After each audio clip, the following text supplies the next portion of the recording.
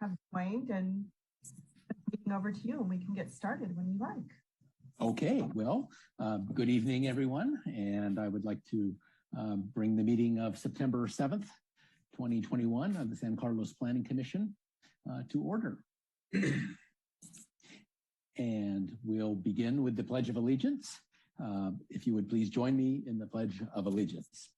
I pledge allegiance to the flag of the United States of America and to the republic for which it stands, one nation, under God, indivisible, with liberty and justice for all. Okay, a roll call, please. Commissioner Garvey. Here. Commissioner Iacopone. Present. Commissioner Bradley. Here. Vice Chair Clements. Present. And Chair Ruth. Present.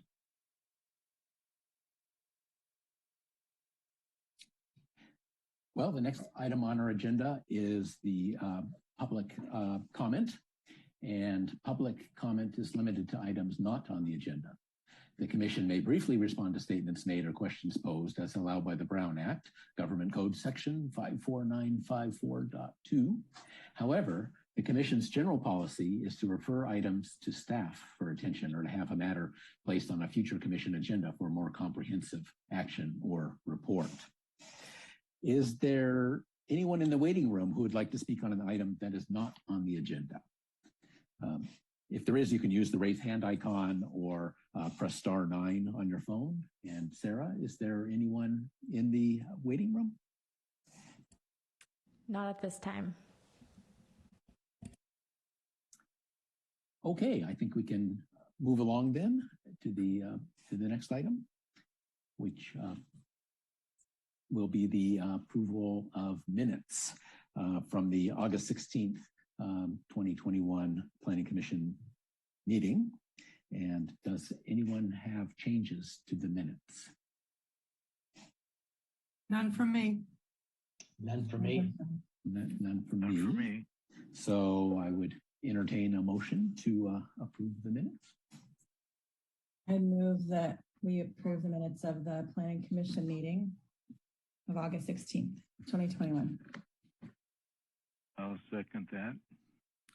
Thank you. We have a motion and a second. Roll call, please. Commissioner Garvey. Yes. Commissioner Iacopone. Yes. Commissioner Bradley. Yes. Vice Chair Clements. Yes. And Chair Ruth. Yes.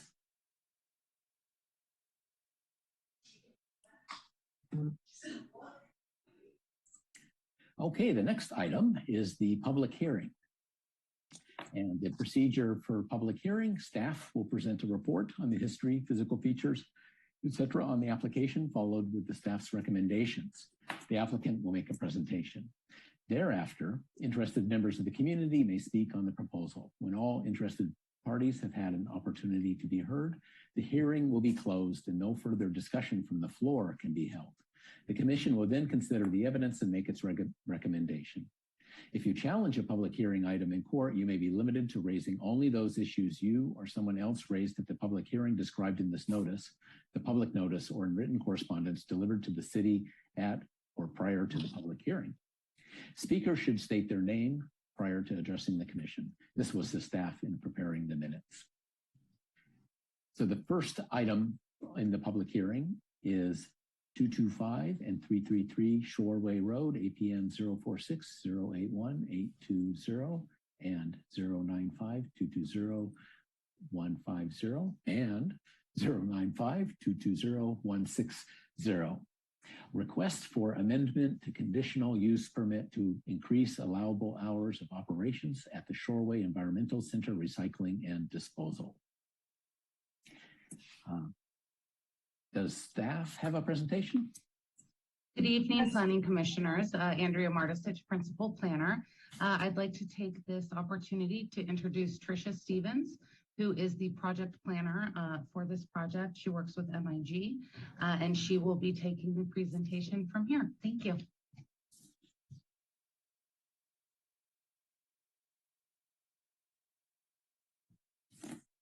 I think you're muted, Tricia. I am. It might help if how many times have I said that? You're muted. Good evening, Chair Roof and members of the commission. The project before you is an amendment to a 2008 conditional use permit for the Shoreway Environmental Center to increase the hours of operation to 24 hours a day and 7 days a week. Next slide, please. The site is the existing materials recovery facility and transfer station on 16.3 acres at 225 and 335 Shoreway Road. It's adjacent to Highway 101, and access to 101 is via Redwood Shores Parkway and Holly Street to the south. The general plan and zoning for the site is industrial, and I should note that the portion of the site is located in the city of Redwood City to the northeast.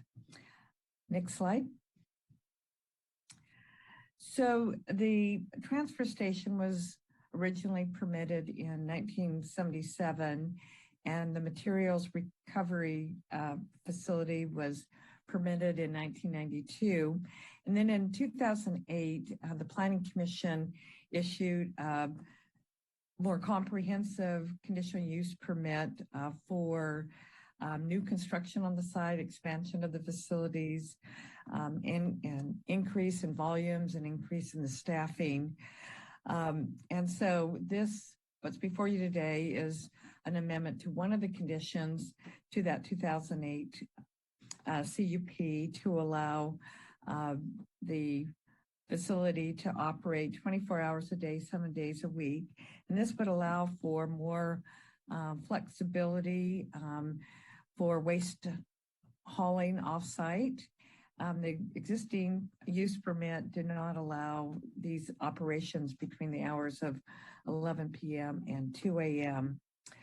So this CUP is part of an overall, what's called a transfer processing report that's submitted to the San Mateo County Environmental Health Services, who acts as the local enforcement agency. And this proposal is to make operational and machinery changes to support improvements to the mixed waste diversion rate to meet state recycling goals. Part of this plan is to partner with the wastewater treatment plants in the area to process food waste and organic materials into feedstock material for anaerobic digestion. And this added process would produce about 80,000 gallons of slurry that would be piped into tanker trucks and then hauled off site. All these operational changes are consistent with the 2008 conditional use permit. And so the only city planning entitlements needed here this evening is to amend the condition on the hours of operation. The volumes would not change, and the truck traffic would be just more distributed during more hours to allow more flexibility. So next slide, please. This is a site plan. On the bottom of the screen is Sherway Road, and then on the left is the transfer station, and on the right is the materials recovery facility, and you can see the existing parking and truck circulation routes throughout the site. Next slide. Staff is recommending approval of this amendment in that the findings can be made, in that the project is consistent with the general plan and zoning.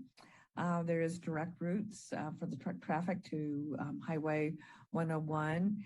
There's no increase to daily vehicle trips. It would be more of a redistribution through more hours and times of the day.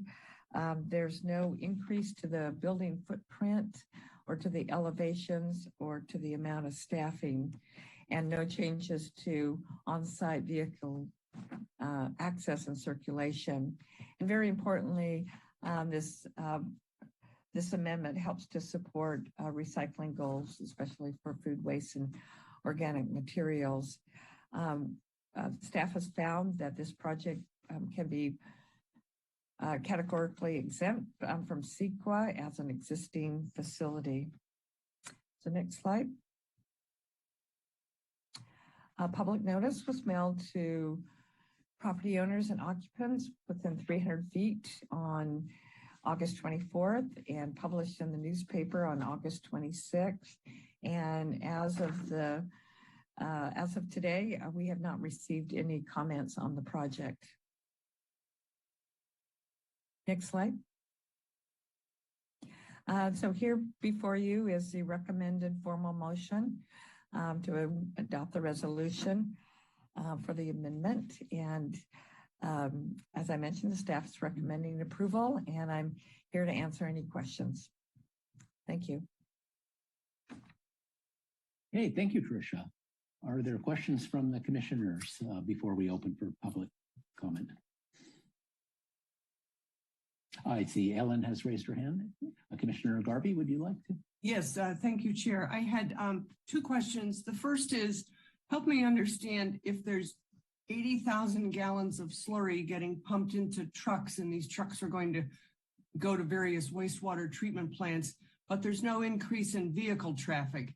That must be because the trucks used to do something else. I guess they used to take the food waste maybe to a landfill, and now instead these same trucks will be trucking it somewhere else. Is that how we got to no increase in truck traffic? Yes. Yeah, it's more of a diversion.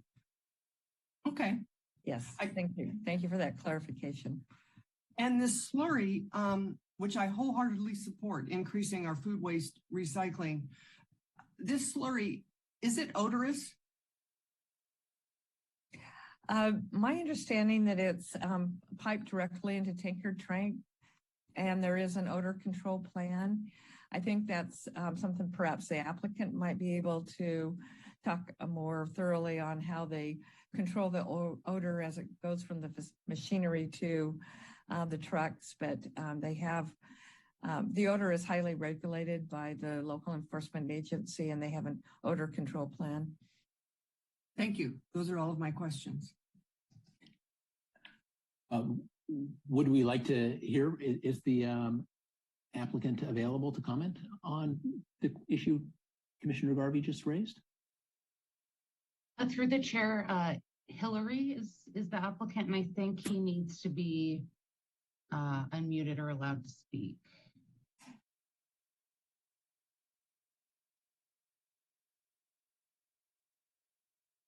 Can we unmute? Yeah.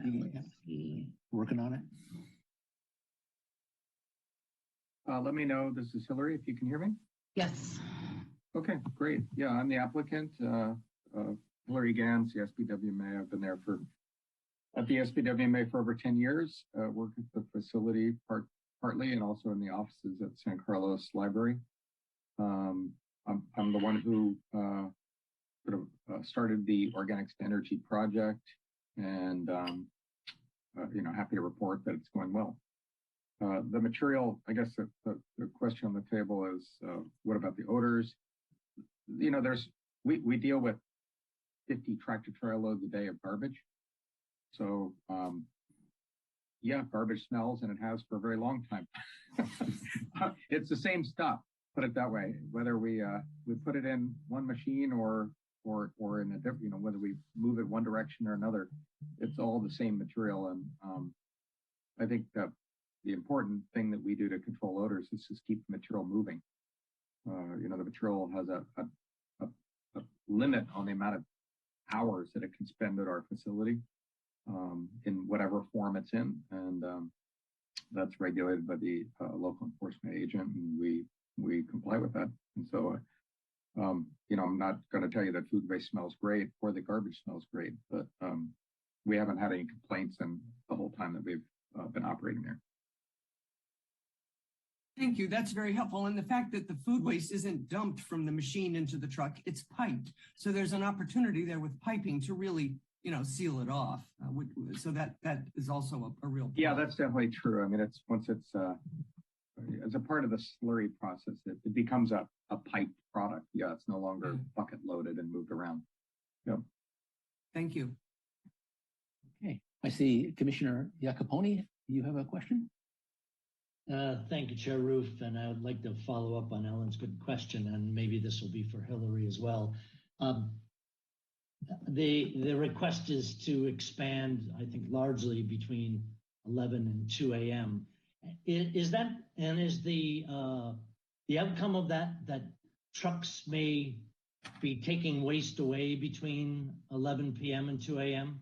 I mean, yeah, that would be a possibility. I mean, most of the facilities that we haul materials to operate during day hours and are not available at night. But if we can shift transportation to off hours, I think it's best for everybody. It keeps the vehicle times on busy road down to a minimum.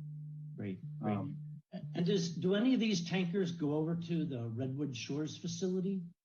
Currently, we're taking materials to Redwood Shores. Exactly. Yeah. And I guess I was really just wondering then, between 11 p.m. and 2 a.m., will they be now seeing the possibility of trucks rolling through their neighborhood at those times? Not likely. Not likely. It's I don't know their receiving hours, honestly. I mean, we just operate during the daytime now. Okay, great. Thank you for that.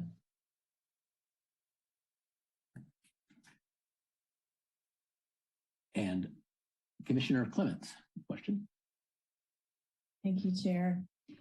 Just a clarifying question. I think the staff report said that publicly accessible hours would not change, but I thought I saw in the support materials and the report attached to the staff report that public access hours would be longer. Could you clarify?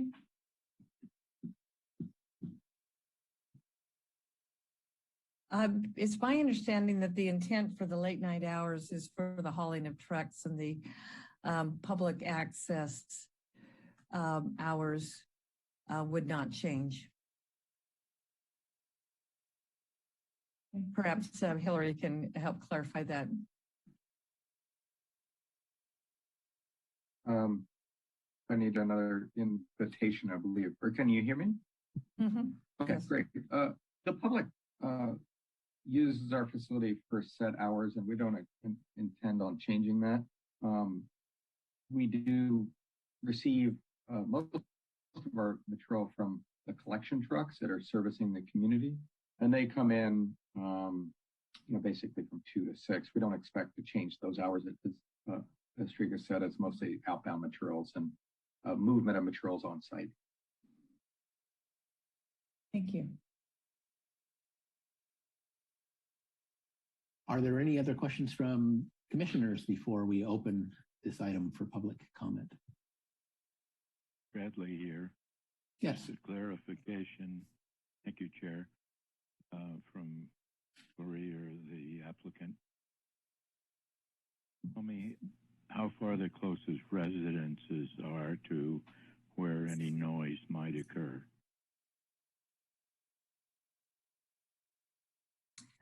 The site is completely surrounded by other industrial uses. You give me just a moment, I can see how far the residences are. Let me see if I can pull that up very quickly here. There were any very near, so I just want to verify that with you.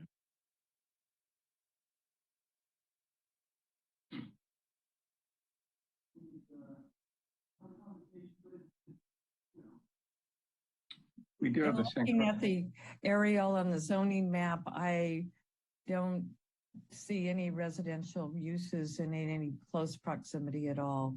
I can't tell the distance, but it's all industrial. Good news. Thank you.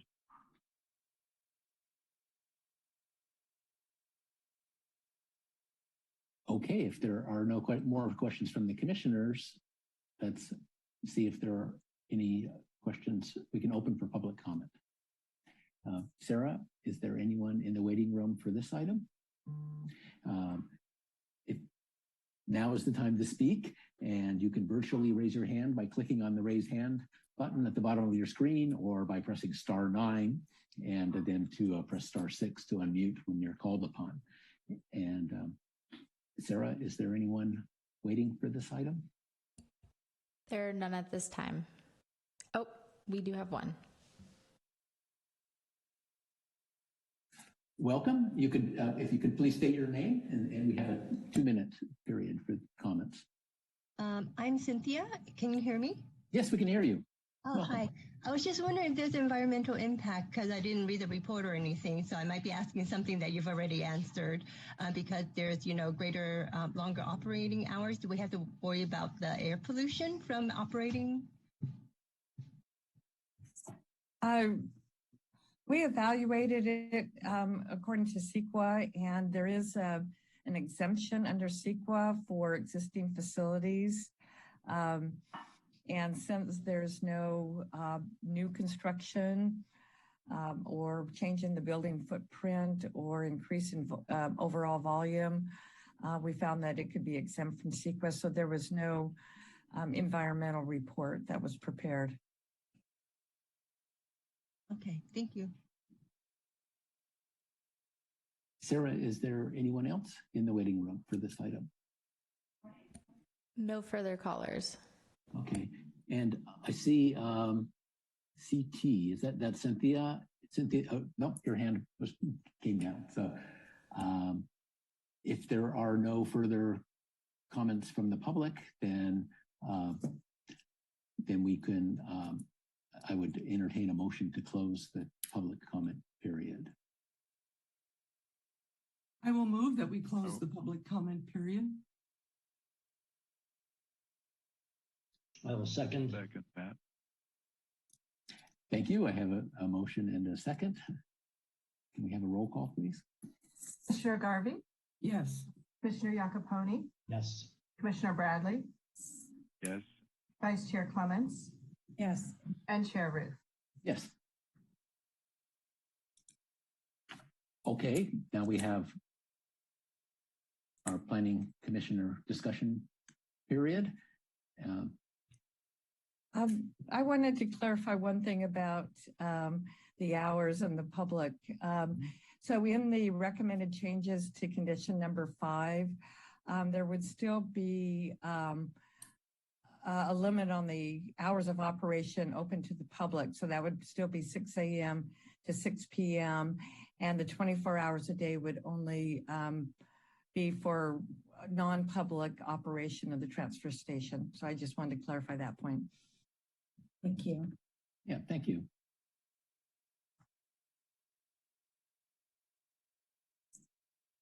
So I guess to me, this seems like I didn't see anybody's hand, so I'll start with my comment first. To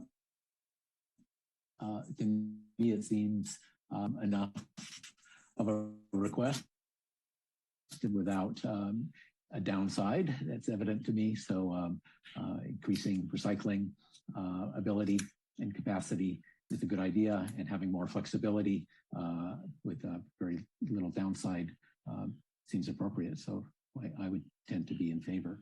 Commissioner Garvey, I see that you have I wholeheartedly support that and echo your comments. I'm very pleased that we're going to be increasing our food waste recycling. This seems a great plan.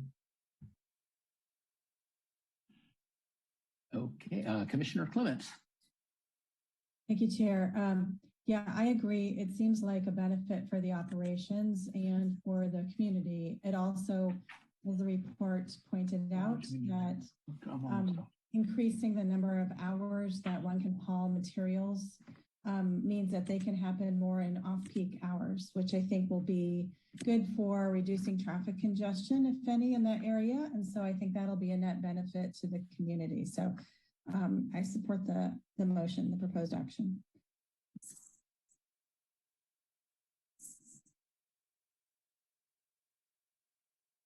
Okay, if there are no further comments, then maybe we can bring up the resolution, the motion. I'll make a motion. I move that the Planning Commission adopt a resolution approving the amendment to the 2008 conditional use permit for the Shoreway Environmental Center to allow the facility to operate on a 24 per hour day, 7 day per week basis as described in the staff report and subject to the amended conditions of approval. I'll second that motion. Okay, we have a motion and a second. Can we have a roll call, please? Commissioner Garvey, Yes. Commissioner Iacoponi, Yes. Commissioner Bradley, Yes. Vice Chair Clements, Yes. and Chair Rue. Yes.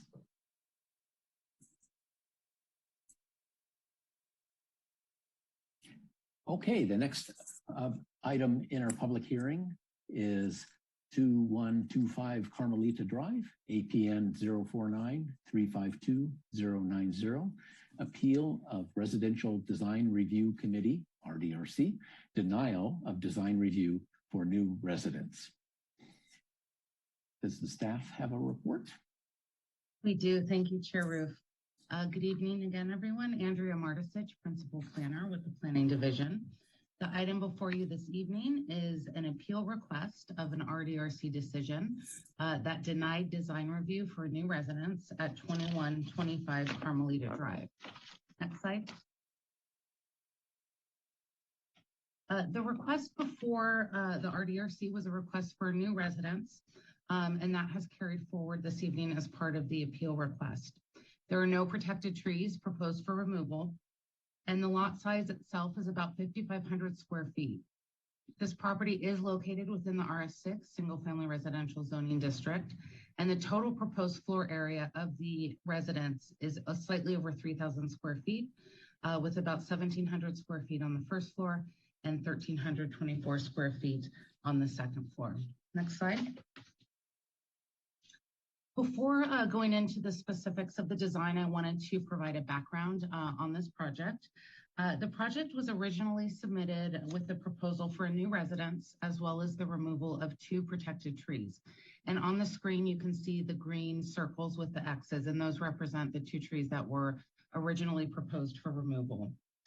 At the May 17th RDRC meeting, the RDRC gave detailed instructions and guidance on some design recommendations that they would like to see, design changes that they would like to see, and they continued the item at that time. In response, the applicant resubmitted a revised design and withdrew the tree removal request. And I just wanted to show this diagram on the right. The areas that you see in red represent the change that the applicant came back with in June. So originally, the proposed footprint of the residence included area that went out to the rear of the residence, where that red box is at the very rear. And based on RDRC guidance, they moved that square footage to the courtyard area towards the front. And the reason for that was to fill in that area, but also because the applicant was now proposing to retain the trees, the house needed to be built further away.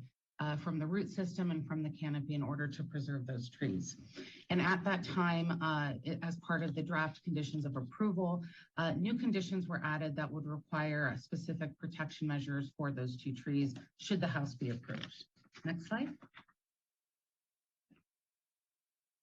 So at the June 21st RDRC meeting, the applicant came back with a design that I just showed you with that moving of the square footage and retaining the trees. At that meeting, the RDRC had additional design comments and ended up continuing the item again in order to give the applicant time to make those changes. However, the applicant decided at that time that they did not want to make any additional changes to the design. And therefore, at the July 19th RDRC hearing, the RDRC denied the project. And it was based on a 2-1 vote to deny. The denial was largely based on finding D of the design review criteria. And I will go over that a little bit later in my presentation. As a result of that denial, the applicant then appealed the decision to the Planning Commission. And that's what is before you this evening. The appeal is by the applicant, TJ Holmes. And the review this evening is what's considered de novo, meaning you are able to review this as a new application or in its entirety. You are not limited to reviewing just the items that were brought up by the RDRC. And just to clarify, an approval of the appeal would in effect be approving the residence, whereas a denial of the appeal would in effect be denying the residence and its findings. And I'll go over that in a little bit as well. Next slide.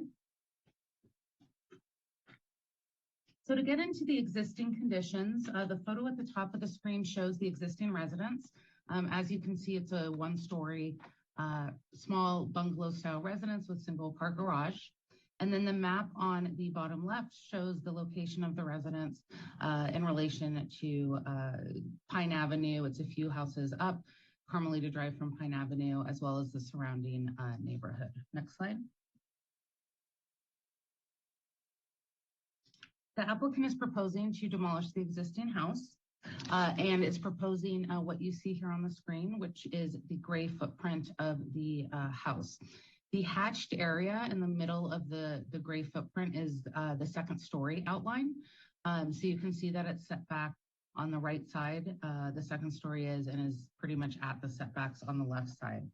The 2 protected trees that were proposed to be removed are shown in green. And again, those are proposed to remain as part of this proposal. There are several non-protected trees that are proposed for removal, and those are trees that are either fruit trees or they're too small to be protected under our ordinance. Next slide. Just quickly to go through the floor plans, the ground floor includes a 1-car garage up at the left, also includes the kitchen and great room, dining room, and a bedroom and bathroom. The area in the middle where the dining room is located is the area that the applicants brought forward from the rear of the house to fill in the courtyard as requested by the RDRC. Next slide. And then the upper floor contains the 3 bedrooms, a small living area, and bathroom as well. Next slide.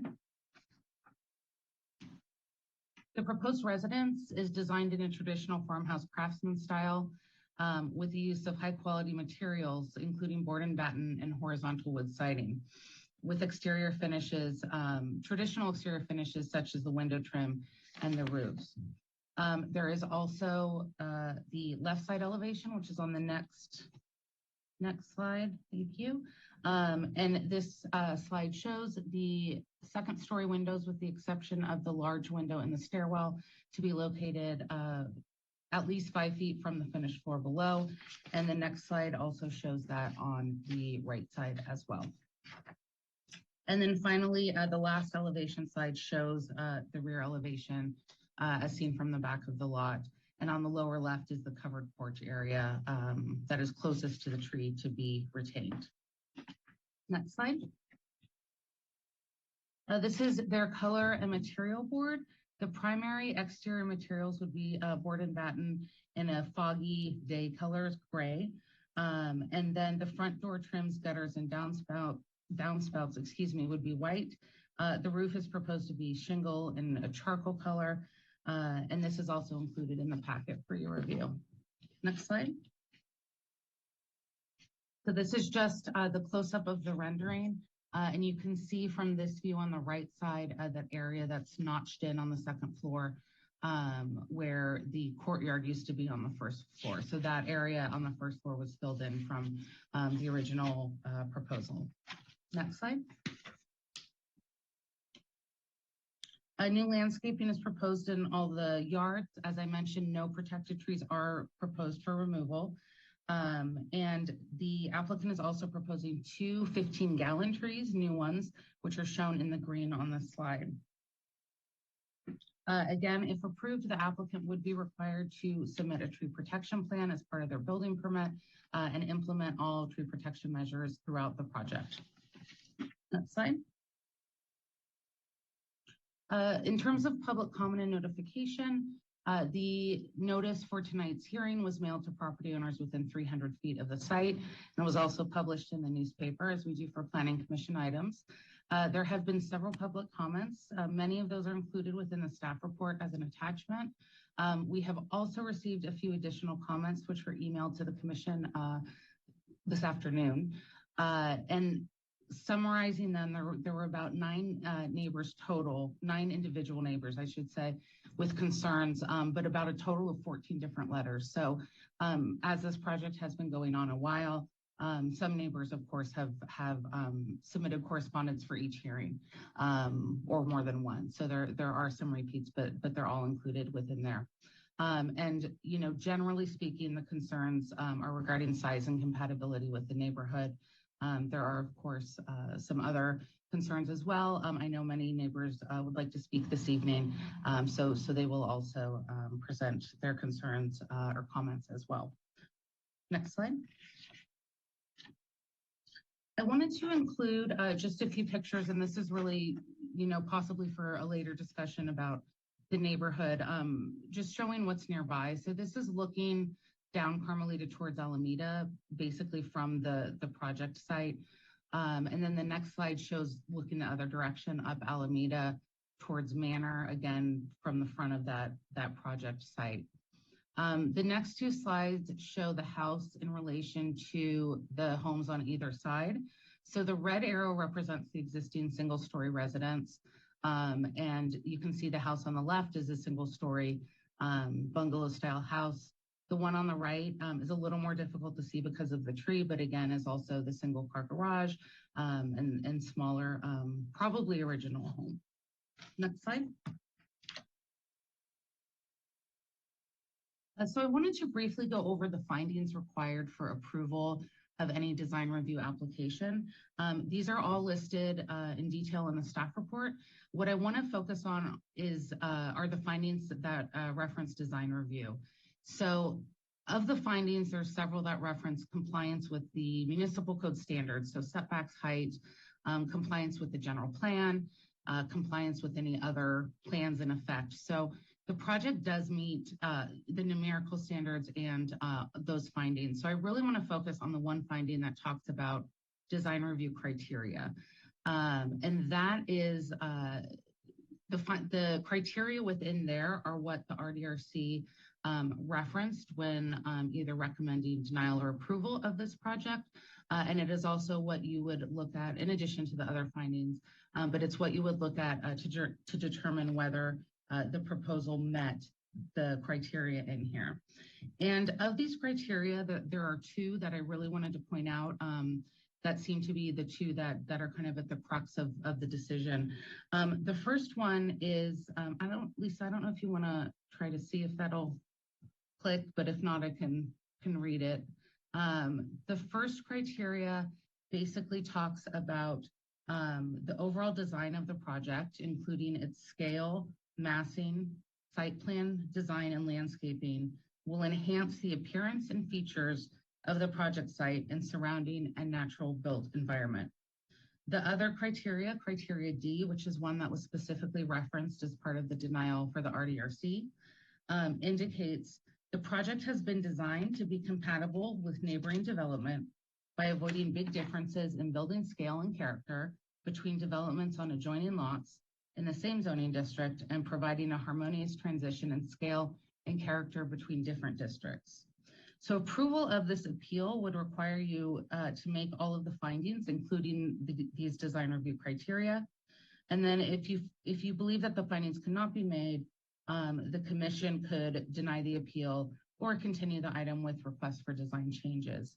I also wanted to point out that I did email both the findings and the criteria to the Planning Commission this morning, just to have as a separate document, so you should have those as well. At the RDRC meeting, the majority found that the criteria for D, which is the one I just spoke about, could not be met, and that the adjacent homes were smaller in scale and footprint.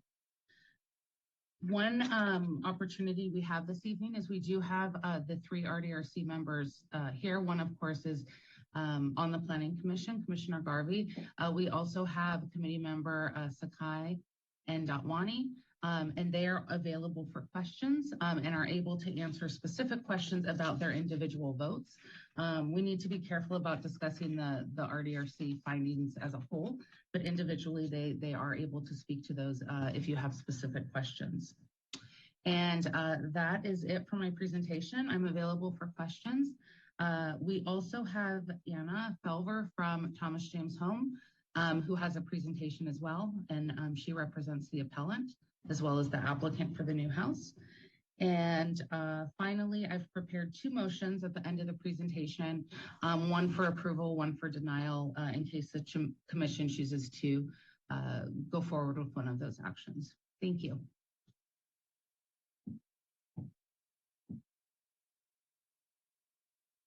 Okay, would we like to move to the applicants, Yeah. straight to the applicant's presentation? Yes, Andrea, is this the updated presentation or do I need to share my screen? This is the one from like 5 p.m.-ish. Okay. Okay. Just minor edits that make the presentation. All right, good evening, Chair and Commissioners. I'm Anna Felver. I'm with Thomas James Home, and I'll be presenting 2125 Carmelita Drive. I do have a team here today in order to answer questions and discuss items afterwards. I have our Director of Development and Community Development. We have Cynthia Tebow and Deanne Green. We have our Executive Vice President, Adam Cates. And then we also have our City Arborist with us today, Ed Sturts with California Tree and Landscape Consulting. And we have our architect, Jill Williams with KPGY. Next slide. Anna, sorry to interrupt. I just want to clarify the arborist is the applicant's arborist, not the city. Correct. Arborist.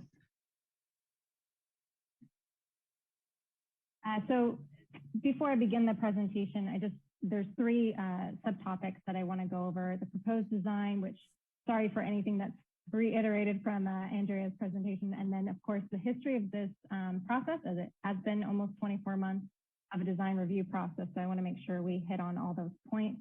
And then the outstanding items that were brought up in the last RDRC meeting that we can review today. 2125 Carmelita lot, it's a little under 5,500 square feet. It is a pie-shaped lot with a curved front. So the width does vary. It goes from 70 feet down to 30 feet. The depth also varies 107 to 110 feet. There's an existing 1-story single-family home with an attached garage, as you saw on the previous slide, which is to be deconstructed. And there are 4 protected trees on site and 3 non-protected trees. Next slide. Thank you. Are we able to expand that to see the whole? I feel like we're missing part of it. Yeah.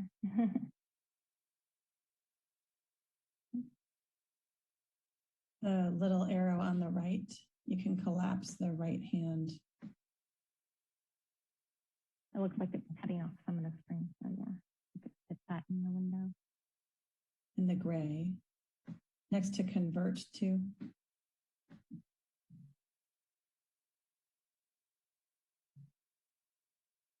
You go down a little bit.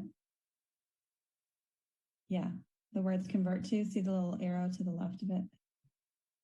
Left. That little thing, click that. There you go.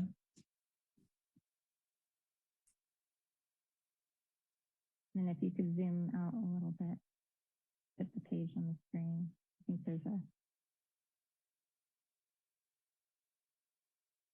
there's still stuff being cut off. If you go to window, I think it might have fit screen or view, actually view. Yes, full screen mode would be great. Perfect. All right, so the proposed design is for new construction of a two-story single-family home with an attached one-car garage. We are meeting the FAR, 3,018 square feet, which is under the max. This would be a home of livable square footage of 22729 square feet and an extra large one-car garage of 289 square feet. The lot coverage is 36%, which is under the maximum of lot coverage for this lot at 50. And we're providing parking that would be a one-car garage, a 13 by 20, so that's a little bit bigger than a normal size one car for storage. And then also a two-car driveway, a 20 by 20 foot driveway, which meets the code of 2 spaces.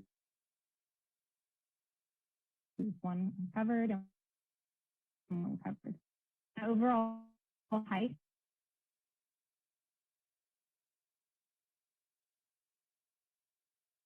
of the proposed design is the front.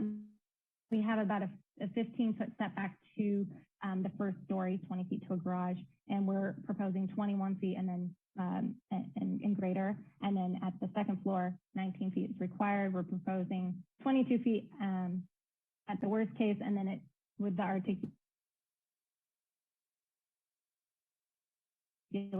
it's set back further than that.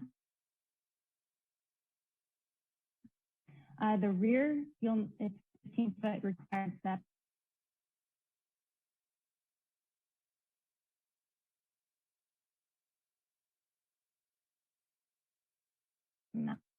Minimum of 5 feet on that left-hand side. But we do get up to 13 feet, and then on the right hand, 22 feet as we're providing a relief on one side. Next slide. Trees on site. So I know we went over this, but there are 4 heritage trees. I want to highlight them in yellow. 2 redwood trees are in the back. We have an olive tree in the front right part of the yard, and then a southern magnolia on the left part of the yard. These are proposed to be retained in this design. And then we have additional trees that we are proposing for the landscape design. 2 western redbuds on the left property line. One's more for privacy, the other is for landscaping. And then along the right-hand side, in order to address one of the neighbors' concerns of privacy, we added privacy trees. These are 11 bay laurel trees, which will be providing screening between that courtyard or recessed articulation on that right side of the plan, and then privacy protecting trees at the outdoor living space towards the rear. Next slide.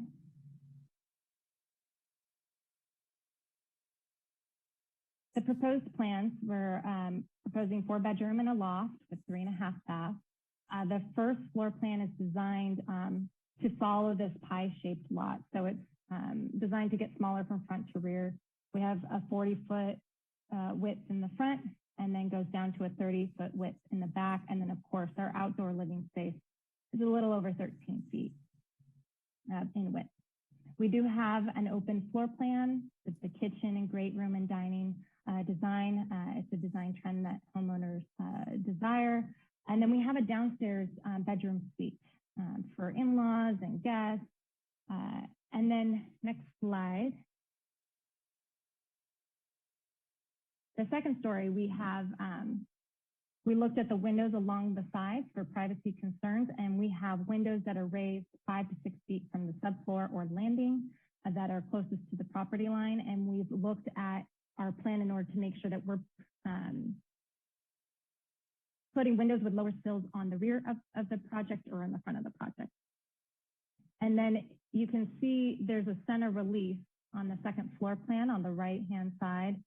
This is to allow for more natural light at the stair and hallway circulation, to provide articulation on that right-hand side.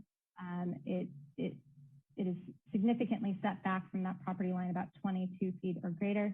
So we have maintained lower windowsills, though we did adjust them in the past design iterations to be a little bit higher than originally proposed. Next slide. The proposed elevations. This design is to set back the second floor from the first story along the sides as well as the front. We are proposing a farmhouse style with board and batten material all the way around and the small lap siding to accent those gables. And we have two gables at the front second story with that traditional farmhouse roof line. And to break up that massing and create and offer articulation with the push and pulling. There is a gable on the first story, which is defining the entryway, and that's projecting out, giving that one-story human scale element to the street and giving an inviting and welcoming and charming element to the design. And the body is proposed to be a warm gray with a white trim, and this is to blend the home within the street. Next slide. The elevations you've seen previously, again, the left side showing those higher windows, the rear taking advantage of the lower windowsills here to bring in natural light, and then the right at the bottom showing those higher windowsills and then that relief that's setting back from the property line. And showing, of course, the outdoor patio one-story element that projects out in the rear. Next slide. This is the existing home, which you've seen on a previous slide. Next slide is our proposed rendering for that site and that color selection of warm gray and white trim.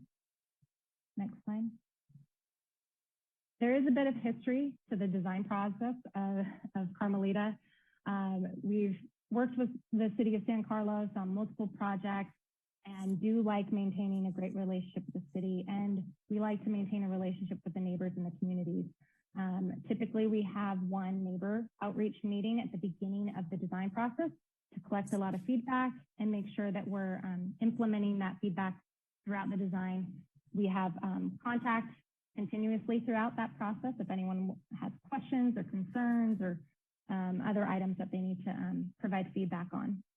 In this case, for this application, we had a higher amount of neighbor outreach and RDRC meetings and design iterations, an extensive amount of discussion on heritage trees and protecting that redwood tree in the back.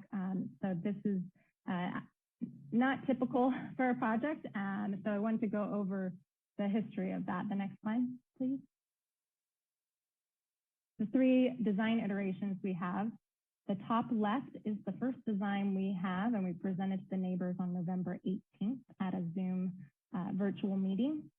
This was a modern style that we were originally proposing for the site, and it was flat roofs mixed with traditional roof lines, asymmetry in the window layouts, and more of a modern, pushing that modern style.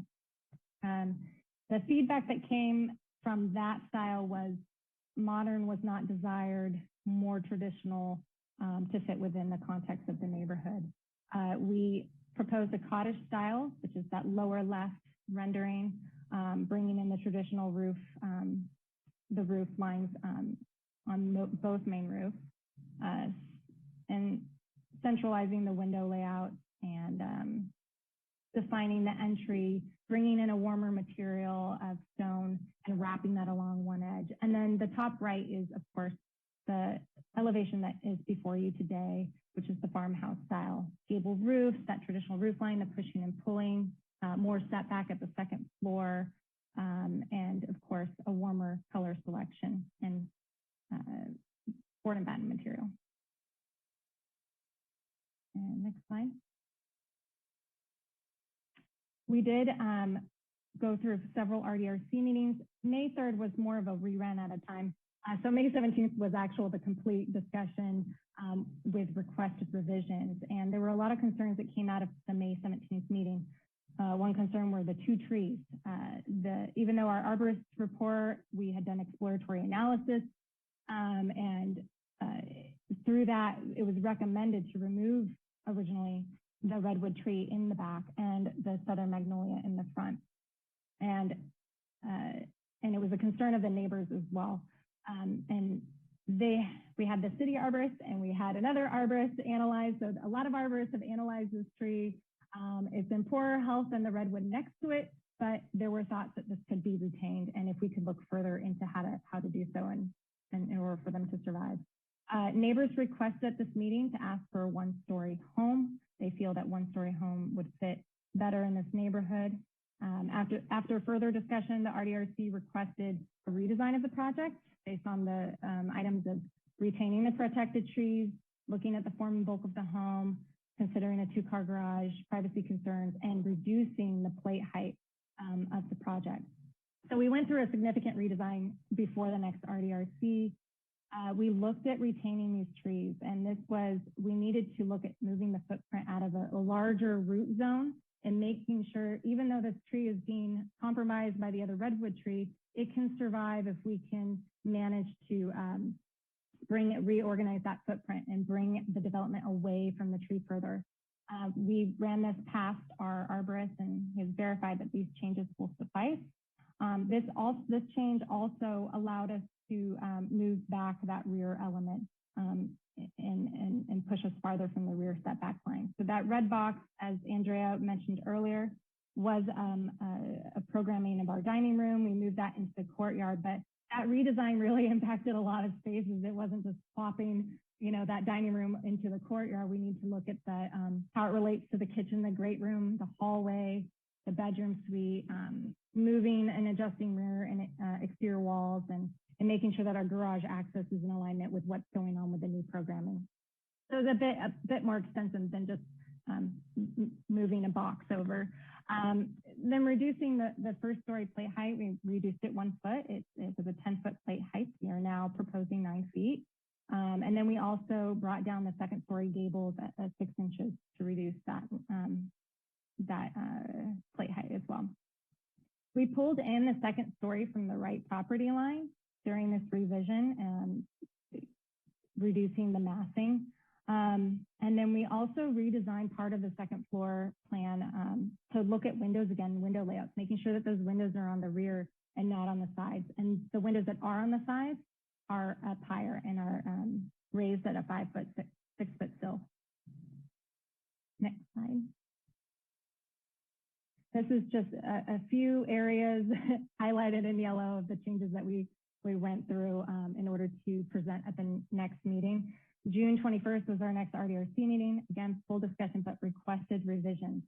Neighbors again asked for a 1-story home, and RDRC went through further discussion after our modified plans and asked for more redesign. This was reducing the massing at the second floor to set back from the rear, but also set back from the front, as seen from the street, and fill in the courtyard in order to do so.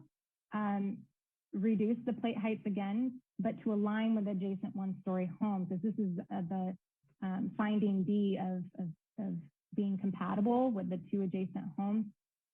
Looking at more agreeable AC locations and reconsidering the 2-car garage again. At the July 19th, we did get denial and applied for appeal. And the reason for our appeal was we do believe that the proposed home is in compliance with the city guidelines and the code. We've done 3 different redesigns to make sure that we address the concerns of the neighbors during the planning process and for the request of the RDRC. And more major modifications continue to be requested, so without a sign of approval. Next slide. So the items that have been brought up, these outstanding items for review. I understand the whole project is being reviewed, but the points that we wanted to make sure we touched on were the neighborhood compatibility, massing and scale of the home, the 2-car garage consideration. Next slide. So neighborhood compatibility, that was the item D that Andrea brought up. The project has been designed to be compatible with neighborhood development, avoiding big differences in scale and character between developments and on adjoining lots in the same zoning district. And to the left, you'll see a compatibility worksheet. This is something that's just required for design review, and I thought I'd throw that up there. We actually go through and list the patterns of the neighborhood, and the neighborhood is is defined per the City of San Carlos required worksheet that it would be 9 to 10 homes, 2 contiguous homes on either side, 5 to 6 homes across the street, and then the homes behind should also be considered. Next slide. So we did that worksheet, but we also broadened our neighborhood context and looked at 21 homes. 3 left, 5 right, 8 across the street, and 5 behind, making sure that we got a broader view of what's going on along the street and are we really compatible with the neighborhood. We found that 2-story homes are predominant, a little over half, 52% are 2-story homes, and 48% are 1-story. 1-car garages are predominant, about 71%, 29% are 2-car garages. The 1-car driveways are predominant, 1-car 80%, 81%, and 2-car 19%. So we understand that code requires us to be 20 feet wide, which we are complying with. Also in our findings of this neighborhood, a lot of these homes are 1930s to 1950s. Those are the 1-story homes that you're seeing, and the street is evolving and enhancing. All these new projects within 10 to 15 years are providing 2-story homes within this context. Next slide. So this is a map of all of those 21 homes, just to give a visual. The highlighted homes are the ones that are 2-story homes scattered in that context that we've analyzed. And the dark gray, of course, is 2125 Carmelita Drive. And we are showing a few square footages. We do have those newer homes that are after 1950s. They're within the past 10 to 15 years. These are new or additions or renovations that have gone to 2-story homes to meet the needs of the future home buyer. As the 1950s and earlier, these 1 to 2 bedroom homes aren't really providing for the needs of the new families of today. 4 of these homes are similar in square footage. You'll see down the lane on the left-hand side, house number 5 is a 2-story with 2619 livable square feet. And then behind our home, houses 20 and 19, 2941 square feet, 3140 square feet. And then across the street, there's the newest home is the 2-story and it's 2950 square feet. And we're proposing 2729 square feet. So we're fitting within these newer homes that are popping up in the neighborhood. Next slide, please. This is a slide of those 2-story homes to show the massing and scale. This is all along the street and right behind our property. So these are 2-story homes of with some with 1-car garages, some with 2, but these are all at that 2-story height and sitting and resting next to 1-story height home. Next slide. It brings us to the massing topic of, can we reduce the massing at the second floor? What would need to be done in order to do so? Filling in that courtyard, yes, we could fill in that courtyard. Would we have egress windows and it would conflict with a privacy issue? We were asked by the neighbor not to have windows overlooking their property that are bedroom windows. So we want to make sure that we're addressing those previous concerns with the new iteration. So there would be privacy concerns if we filled that in. Also, modifying the second story would move desired programming back to the first floor, and that would elongate the plan and conflict with the previous request of let's save the retaining redwood tree in the back and let's make sure we set back from the rear a significant amount. Next slide. This is showing it's a diagram of the solid yellow is our required first floor setback, and then that faded yellow is the second floor setback. The light gray is our first story and the dark gray is our second story. So we're within those setbacks. We meet those guidelines. As you can see in the rear, we're providing 35'4" at that and 33.5 to 35.4, and then at that patio space is 24 feet. So we're setting back quite a bit from the rear, which is ideal in order to have a backyard, save the retaining tree, not go further. There you go. And then, of course, in the front too, we're setting back from the front, we're setting back from the sides. So we're meeting the requirements for these setbacks, as well as providing the two-story home that's evident in the neighborhood. Next slide. Garage and parking was another topic that was brought up. To reconsider the two-car garage, I want to bring up code first. And there is code about garage frontage. Make sure that your garage does not exceed 65% of the front facade, which we are complying with. And then required on-site parking. I know that 2 spaces must be either within a garage or carport, or 1 space within a garage or carport, with the other space located within a 20-foot wide 2-car driveway. So we are meeting this code. And it is a pattern that's within this context as well. Next slide.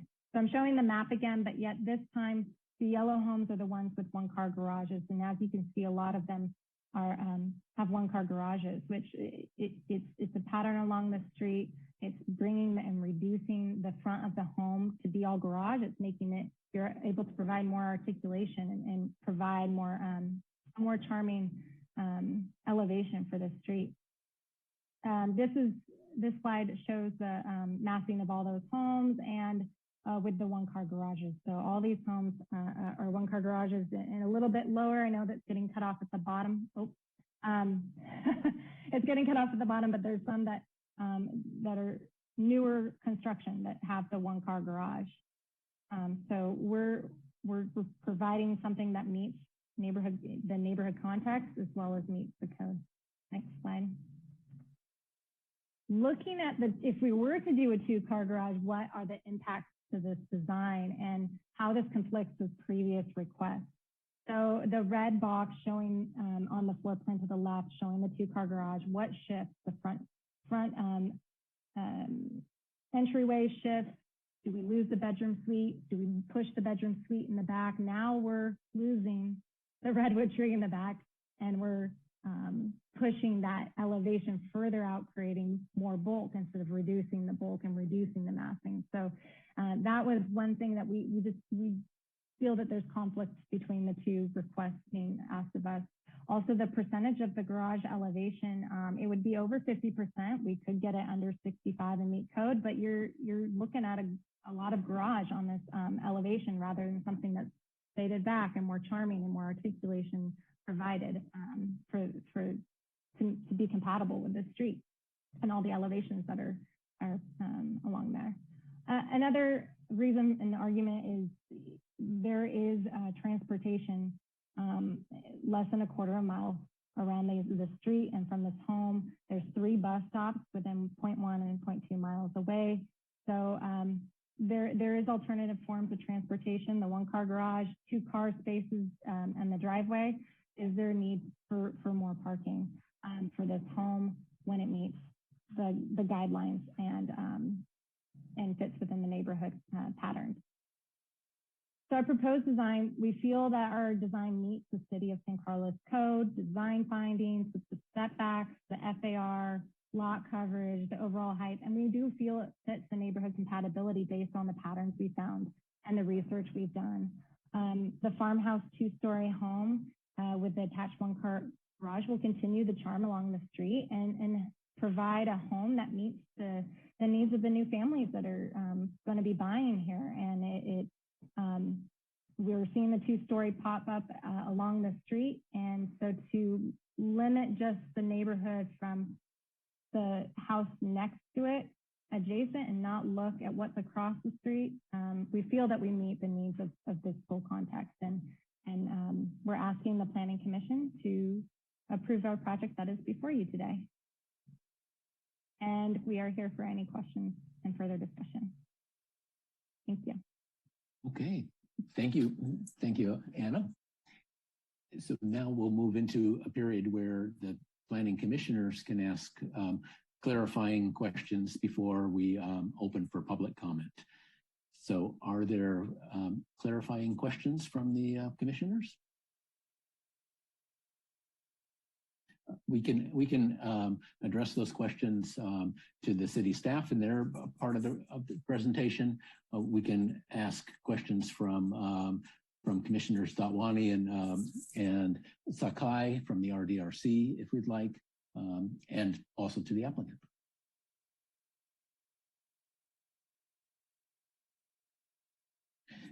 Maybe while people are collecting their thoughts, I'll throw out a question to get things going. The courtyard area that now it was filled in on the ground level, what's on top of the ground level area? Is that going to be accessible as sort of a patio, or is it a roof? A roof that would not have access? It will be a one-story roof. So it's a one-story element with the roof line, and it'll shed down.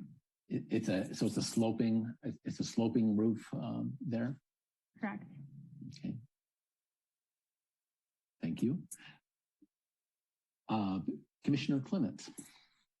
Thank you, Chair. I'm collecting my thoughts. I have several, but you just reminded me of one of my questions, and I guess this is a question potentially for the RDRC members. When the suggestion was made to fill in the courtyard, what was the thought behind that? It was about massing.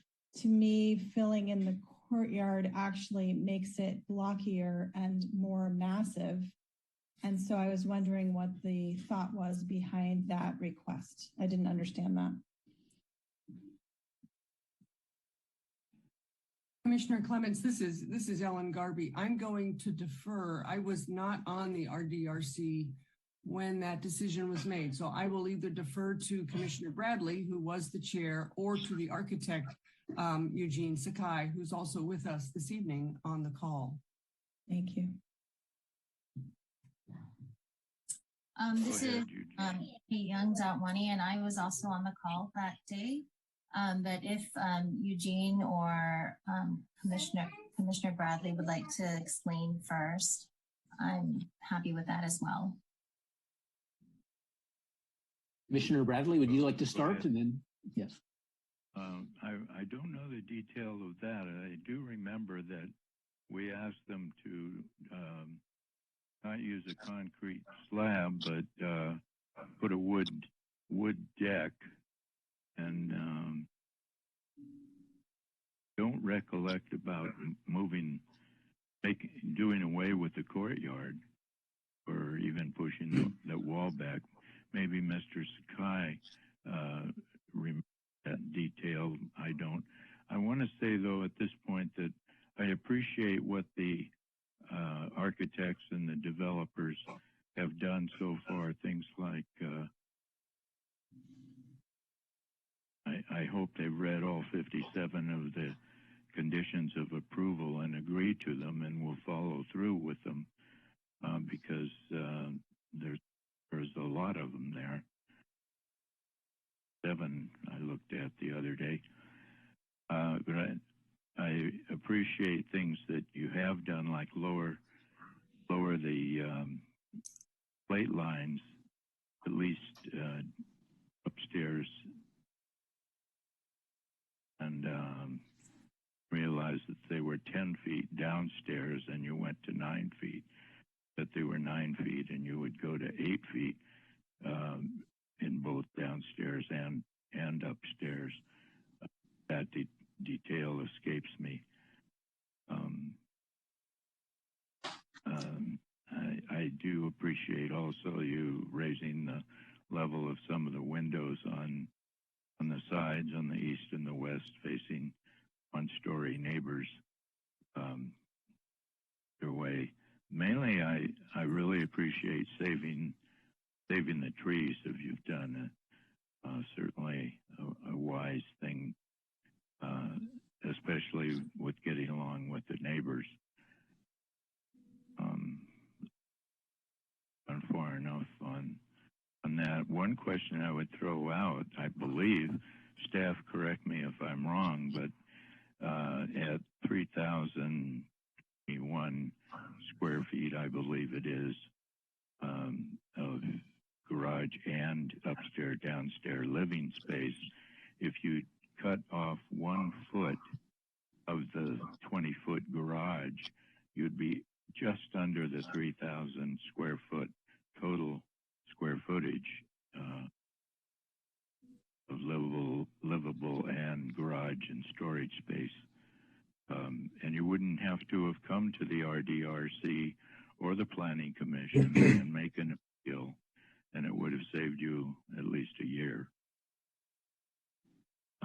I'll defer to Mr. Sakai now. Okay, so thank you. If you could address Commissioner Garvey's question about the, I think it was the rationale behind it moving. Commissioner Clements. Clements, yes. Sure. This is Eugene Sakai here. So specifically about the courtyard, the applicant, this is a plan that the applicant has successfully proposed before the RDRC on many occasions with some variation of exterior design, some modern, some a little more traditional, this one farmhouse. And I think that plan and that massing is generally proven to be pretty approvable. I think we've approved that design many times, or some minor variations thereof, with the courtyard on both the first and second floor. And so it's not a question of this design meeting zoning or being somehow inherently unapprovable. That was never really a question. I think the primary issue, as I saw it, with proposing that courtyard design on this site was actually, there's a few factors. Number one, I think the site is fairly irregular in that it's wide in the front and it narrows down towards the rear. And so basically the deeper you go into the site, the more constrained the site becomes. And that's exacerbated by the fact that the plan that this courtyard plan, because of this courtyard in the center of the plan, it's actually a fairly deep plan. It stretches out deep, depth being from the front of the lot to the back. So the design is not as compact as it could be. Now that doesn't matter so much in most cases, but in this case, you have the narrower backyard and you also have the adjoining properties to the left and right being original 1930s or 40s single-story bungalows. And so the point about finding D was really a narrow reading of really the language in finding D, which basically says that in order to make finding D, we have to be able to establish that the proposed design is not creating large differences in scale between the adjoining properties. Adjoining, for me, being the key word there. Adjoining, by a strict dictionary definition, reading as adjacent to, next to, or conjoined with, not across the street, not 3 or 4 doors down. And that's a neighborhood definition. And finding D doesn't talk about neighborhood. It talks about adjoining lots. And so the adjoining lots are single story. They have very low plate heights, 8 foot, very low floor elevations. They're very diminutive houses. And so that's where the massing concern came into play. These houses are not only short in height, but they're also short in depth. And so this long, deep floor plan on both first and second floor creates an adverse impact to the backyards of the adjoining left and right properties, because the second floor essentially looms over the adjoining properties' backyards. And through no fault of the applicant, the lot they purchased is adjacent to 2 very small, short houses that are not very deep. And so the impact to those neighbors' backyards is very significant because of this courtyard plan. And so that's why on really for all those public hearings, all the ones that were mentioned by the applicant, there were concerns posed by the committee and by neighbors about the second floor. And why was it so deep? Why do I have to look from my backyard to the second floor that's extending far past my house? And so our recommendation or our finding for denial was based on the fact that this design does create large differences in scale between the adjoining properties. And because of the fact that it has this courtyard or this hole in the middle of it, that with some effort could be mitigated, and the second floor in particular could be made more compact, not as deep, and not as impactful. We never asked the applicant to reduce program, reduce square footage, sort of make for a less sellable or financially successful project. It was really all about narrowly interpreting finding D. And I think they went part of the way there by reducing plate height, but there's certainly a lot more they could have done with regard, especially to the second floor design. And so, sorry for the long-winded answer, but it was, there was a long history behind this this particular insistence on meeting finding D, and hopefully that answers your question. It does. Thank you for the context as well, because I had the same question about the term adjoining, and yet I understand that the packet really asks also for a neighborhood context, because really you're put into a logic puzzle problem then if you elect to build next to an existing single family home, would you ever be able to make a finding that you didn't have what's the phrase, the difference in scale in the adjoining lot, right? And so I was puzzled as to how to apply that, because it's obvious that lots of houses in the area have gone to 2 stories. And so, and I know that we just worked on this ordinance. So thank you for explaining how these things fit together in your mind. I appreciate it. My pleasure.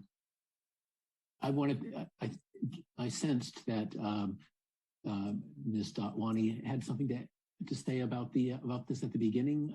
Did you want to, on the issue of the courtyard in particular, did you have something to add? I guess there was a lot of discussion about the massing and size, and there was several comments by the neighbors, the community, and so much discussion around the massing size and the parking issues on the street. And I think Eugene Sakai went as far as to even try to figure out if it was possible to even scale down in size. I mean, really, he dove into the drawings and took a look at it, which he normally wouldn't do in a project for our committee. But he actually took the time to do it to make sure that it was possible. And I just felt that if the applicant really wanted to have done something for the community to be, I guess, less aggressive about this project, then they could have easily taken another look at it and redid the space plan and redid the scaling and the size, just at least to show a to show that they were trying to comply with the neighborhood. But I felt that no changes were made from, I think, from maybe the second or third time I saw this case. I don't remember how many times I saw it exactly, but there wasn't any real changes to the size and scale, and no real address to the parking issue. And I think that is what the community is saying. And it's something, I'm a designer myself, and I work in architecture and interior design. So I do know that it does take a little bit of work and time and finessing it, but it's not difficult to do. And I just feel that with the findings, it just wasn't possible to pass it on this particular property in this location with the neighborhood outreach that had happened. Okay, thank you. Yeah. And I see Commissioner Clements, your hand is up, and then Commissioner Garvey.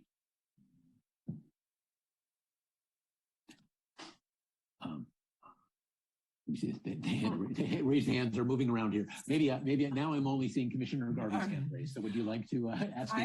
I wanted to put in before we heard from the public, just to state that I was the lone vote that voted to approve the project. And I can go into that in more detail during the discussion. But since we're talking about adjoining properties and what does that mean in the findings, I took a slightly broader view of the word adjoining and didn't look at the whole neighborhood, but I did drive down the street and notice that there are two-story houses directly across the street. And these two-story homes have large 2 stories. So I feel that the neighborhood is evolving, but for me, not only the houses on either side are important, but the houses in the front and the back are also important. And those were 2-story homes. So that was a big part of my deciding, in addition to them meeting the floor area ratio, the lot coverage, the parking. I appreciated the reduced plate height, the retention of the trees. They met the setbacks and they raised the sill of the windows. I was nudged over to the side of the fence where I approved the project based on including that finding, because I interpreted the word adjoining to not just mean the side, but to mean the front and the back. So that's just, I wanted to just state why I said why I did what I did, and I can elaborate on that further in the discussion portion of this agenda item. Okay, thank you. Are there any additional clarifying questions before we open for public comment? Chair, I thought better of it. I would like to ask a question of staff, if that's okay. Sure, go right ahead. Thank you. To staff, I wasn't involved in the creation of the newer residential guidelines, and I know there was a lot of work and a lot of input from the public on them. And I've been thinking about this, which is, if there are setbacks that are defined and there's a height limit that's defined, and that there are other adjustments that have been made to a project to make it, to enhance privacy, for instance, which looks like was done in this case. What is it that staff thinks about when we think about compatibility from a design aspect? So it sounds like the basic box, if you will. I'm not calling the house a box. I'm just saying the design box in which we have to work. The setbacks, the height limits are met, and then some contextual adjustments are made. How do we think about how could something be found not in conformance or in compliance or acceptable? Because my default thought is, well, I guess, one would have created the guidelines so that if all the rules were followed, it would be an acceptable massing, for instance, placement on the law. So how does the design and the context come into play when you're thinking about how this all fits together? Sure, I'll go ahead and start that, and then possibly defer to Lisa Porras, who was the lead planner for that whole undertaking about design guidelines. So as you mentioned, yes, there's definitely the numerical standards that are, pretty black and white: height, setbacks, things we can kind of check off, are they meeting them or not? And I think generally speaking, the intent is that if you follow those standards, ideally you're coming pretty close to meeting the intent. However, we do have these code sections that are more subjective. So things like, is it compatible with the neighborhood? is it compatible with adjoining properties? And those are, I mean, as you mentioned, a lot harder to pinpoint and say, you know, it's this, but not this. And so when the house size study occurred, a lot of thought was put into placement on the site, different wings of the house, depth of the house, things like that. And in the end, when it was carried forward, a maximum floor area, which is again a numerical standard, was kind of the solution to that process. So I think your point is a good one, and I think that beyond sort of our subjective opinion, looking at is this compatible with the neighbor or not, the result of that house size was really a numerical standard versus a subjective one. And Lisa, maybe if you want to add on to that.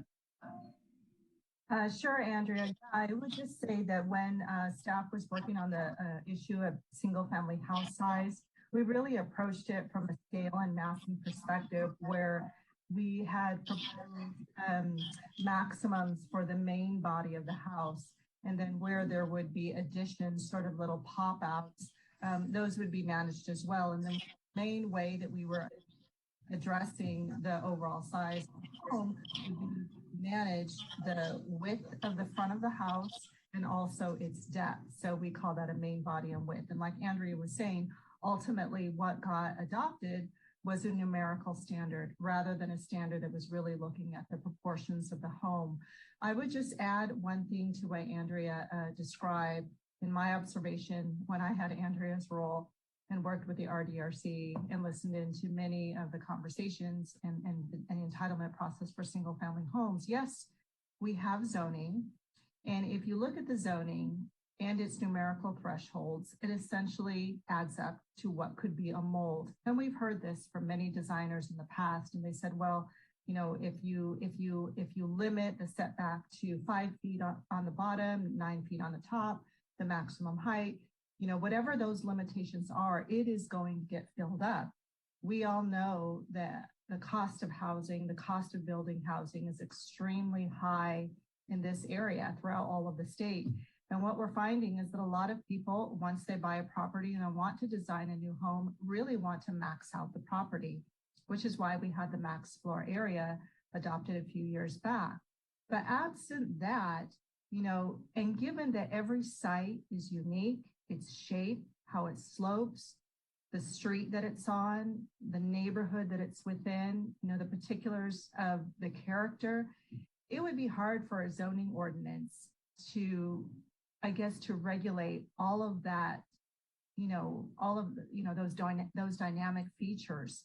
So the reason why we have design review criteria and decision-making authorities like the design review committee for single family homes, and also the planning commission, as the planning commission does this job for multifamily and larger projects, we have design review criteria in place that can afford the decision-making authority to kind of check in on some elements that aren't so numerical. They're more qualitative based than quantitative based.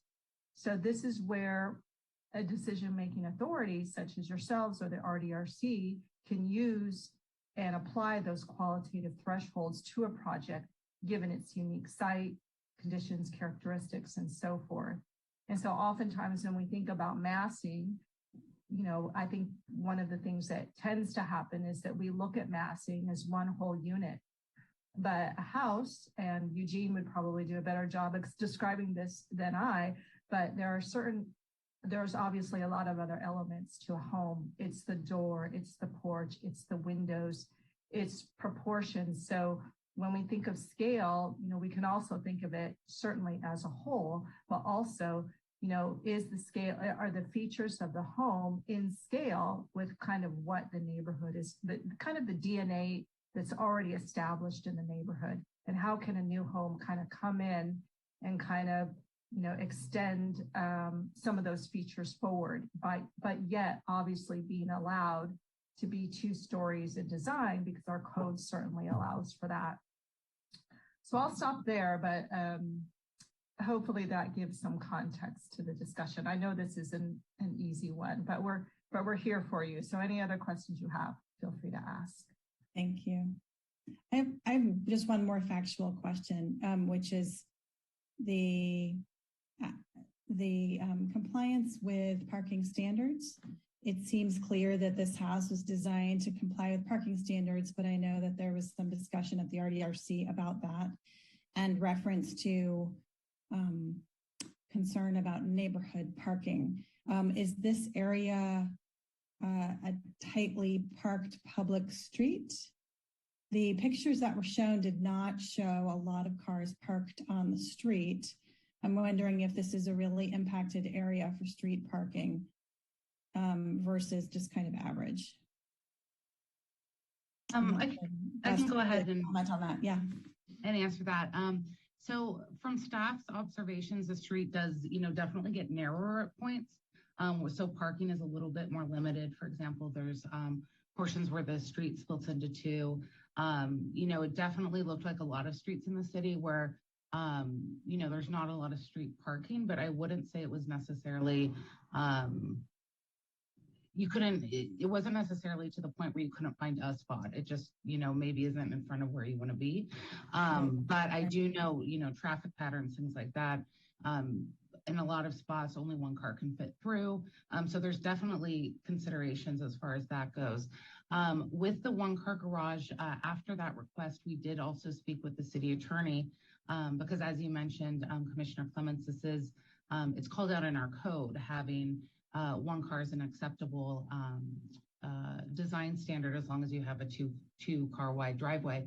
And so we did clarify with the city attorney that regardless of any parking conditions in the neighborhood, if the proposal is meeting that standard, again, a numerical standard, and they're not asking for any deviation from that, then that's not something that the city could request, even if there were impacted parking conditions in the neighborhood. Right. Got it. Thank you so much. Sure. Those are my general questions. Thank you, Chair. Okay.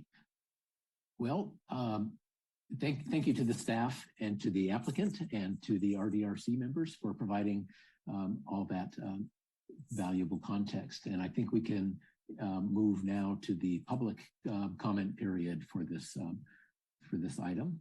And if you would like to make a public comment on 2125 Carmelita, agenda item number 6B, now is the time to speak. You may join the Zoom meeting or call the number that's shown here and enter the meeting ID and then virtually raise your hand.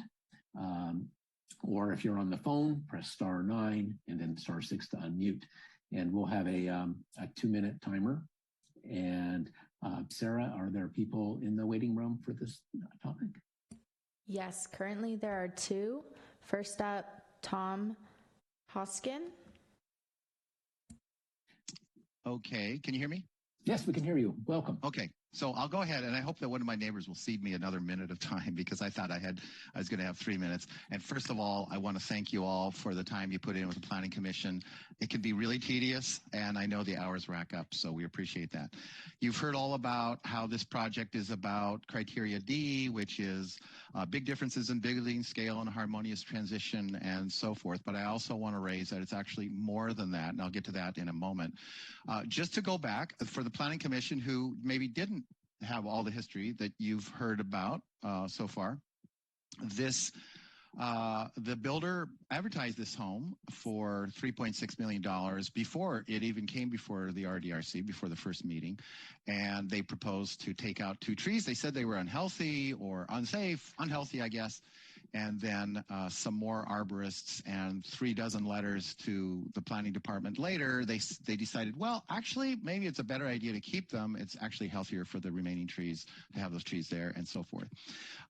Then the builder went on, and you heard a lot of details about all the changes that they proposed, lots and lots and lots of details, but basically it gets down to they didn't address the basic issue of the mass of the house. So they have a proposed floor area that goes right to the very last square footage of what's available, which is their right to do, but they never really addressed that the mass of the house, particularly going in back, passing the neighboring houses, except for the parts that they absolutely had to do anyway.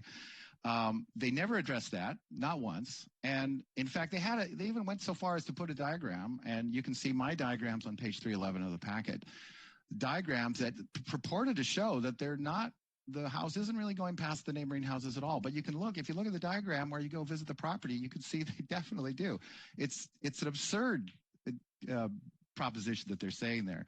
So they've gone on with this, and I think the bottom line is they just don't want to budge. And I would like to bring this back to the effort that ended in 2018 with the City Council.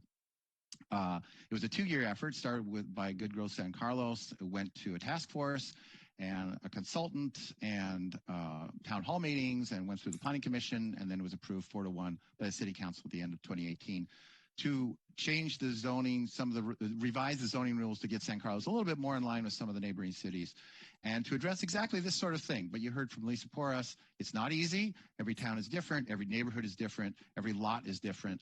But it was meant to address exactly this sort of thing. So if the Planning Commission does not enforce those rules, then what's the point of revising the rules and having the rules in the first place? So I really encourage you to deny this proposal and have them go back and do a little more work. Thank you. Thank you. Sarah, is there an additional caller? Yes, there are 2 more. Saisi? Welcome. You have Hi. 2 minutes. Can you hear me okay? Yes, yeah, we can hear you. Great. Hi, I'm Dave Saisi. I live 2 doors to the west of the proposed construction. And we remodeled our home in 2003. Was a bungalow just like the homes on either side of this project. We needed more space for a family. We've got 2 kids and a dog. So we went up, we did a 2nd story. However, we took into account the fact that our neighbors to our right, which is the house, our neighbors to the left, which is the house to the right of the proposed project.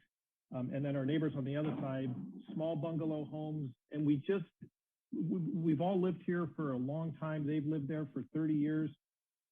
We made the conscious decision to not increase the footprint of our house. We went up, we increased the 2nd story setbacks.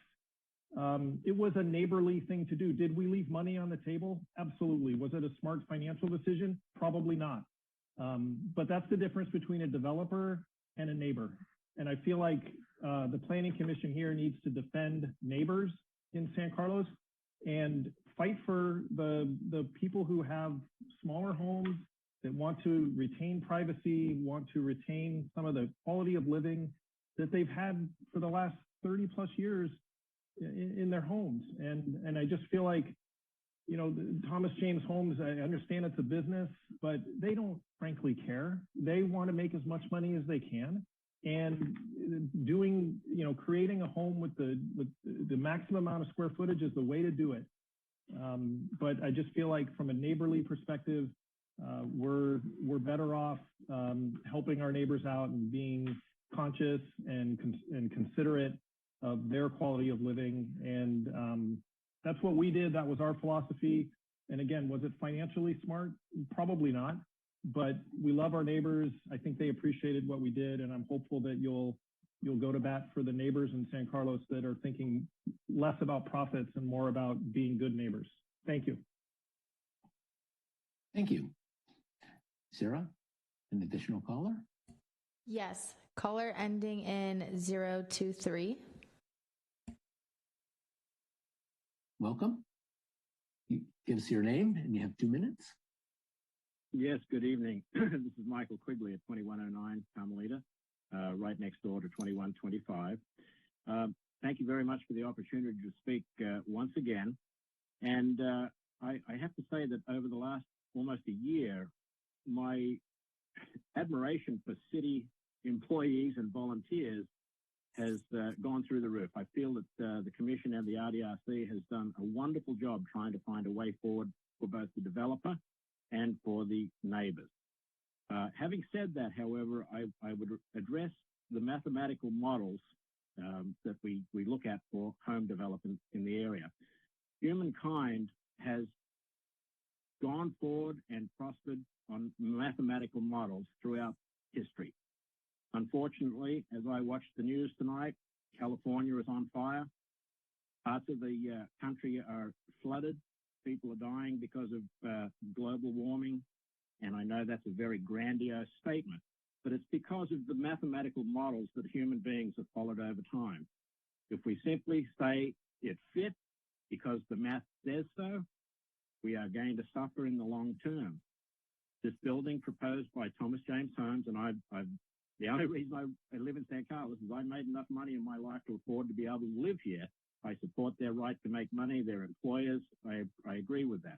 But if we simply say the home fits because of the mathematics and don't take into consideration the effect for the long haul on neighbors that have paid their money, maintained their homes, become good neighbors, become good friends, that is an error. And the Commission, I know, has the power to address those issues. And I implore you to deny the application as it stands, send Thomas James Homes back to the drawing board with a pencil and a protractor. I'm sure they can come up with a suitable home. Mr. Saisi spoke about his home, a neighborly production.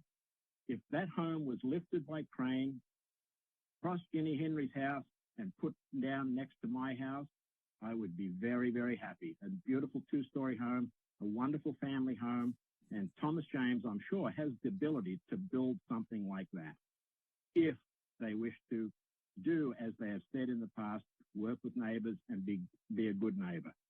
Anna Felber made a very professional presentation this evening, but I see that she has some extra strength behind her, extra representatives.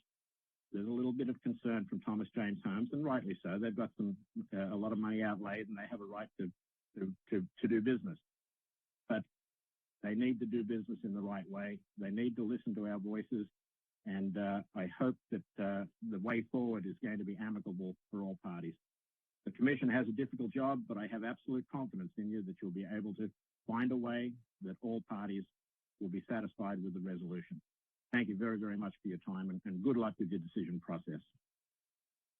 Thank you. Sarah, are there any additional callers? Yes, two more. Jenny? Welcome, Jenny. 2 minutes. I don't hear you yet. Sorry, we had to get off on mute. This is Dennis Braz and Ginny Henry. So thank you. We just want to say thank you to the RDC for all of their time and effort, and the Planning Commission for your attention on this matter and so forth.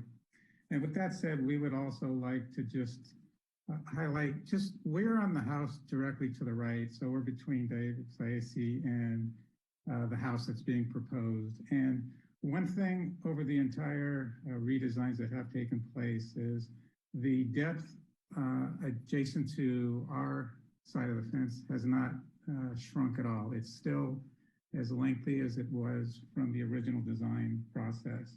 And the one thing that I would like to reiterate what David commented on, he's on the Thomas James map where we would be home one, he would be home two. If you actually look at that, his home is actually less steep than home one.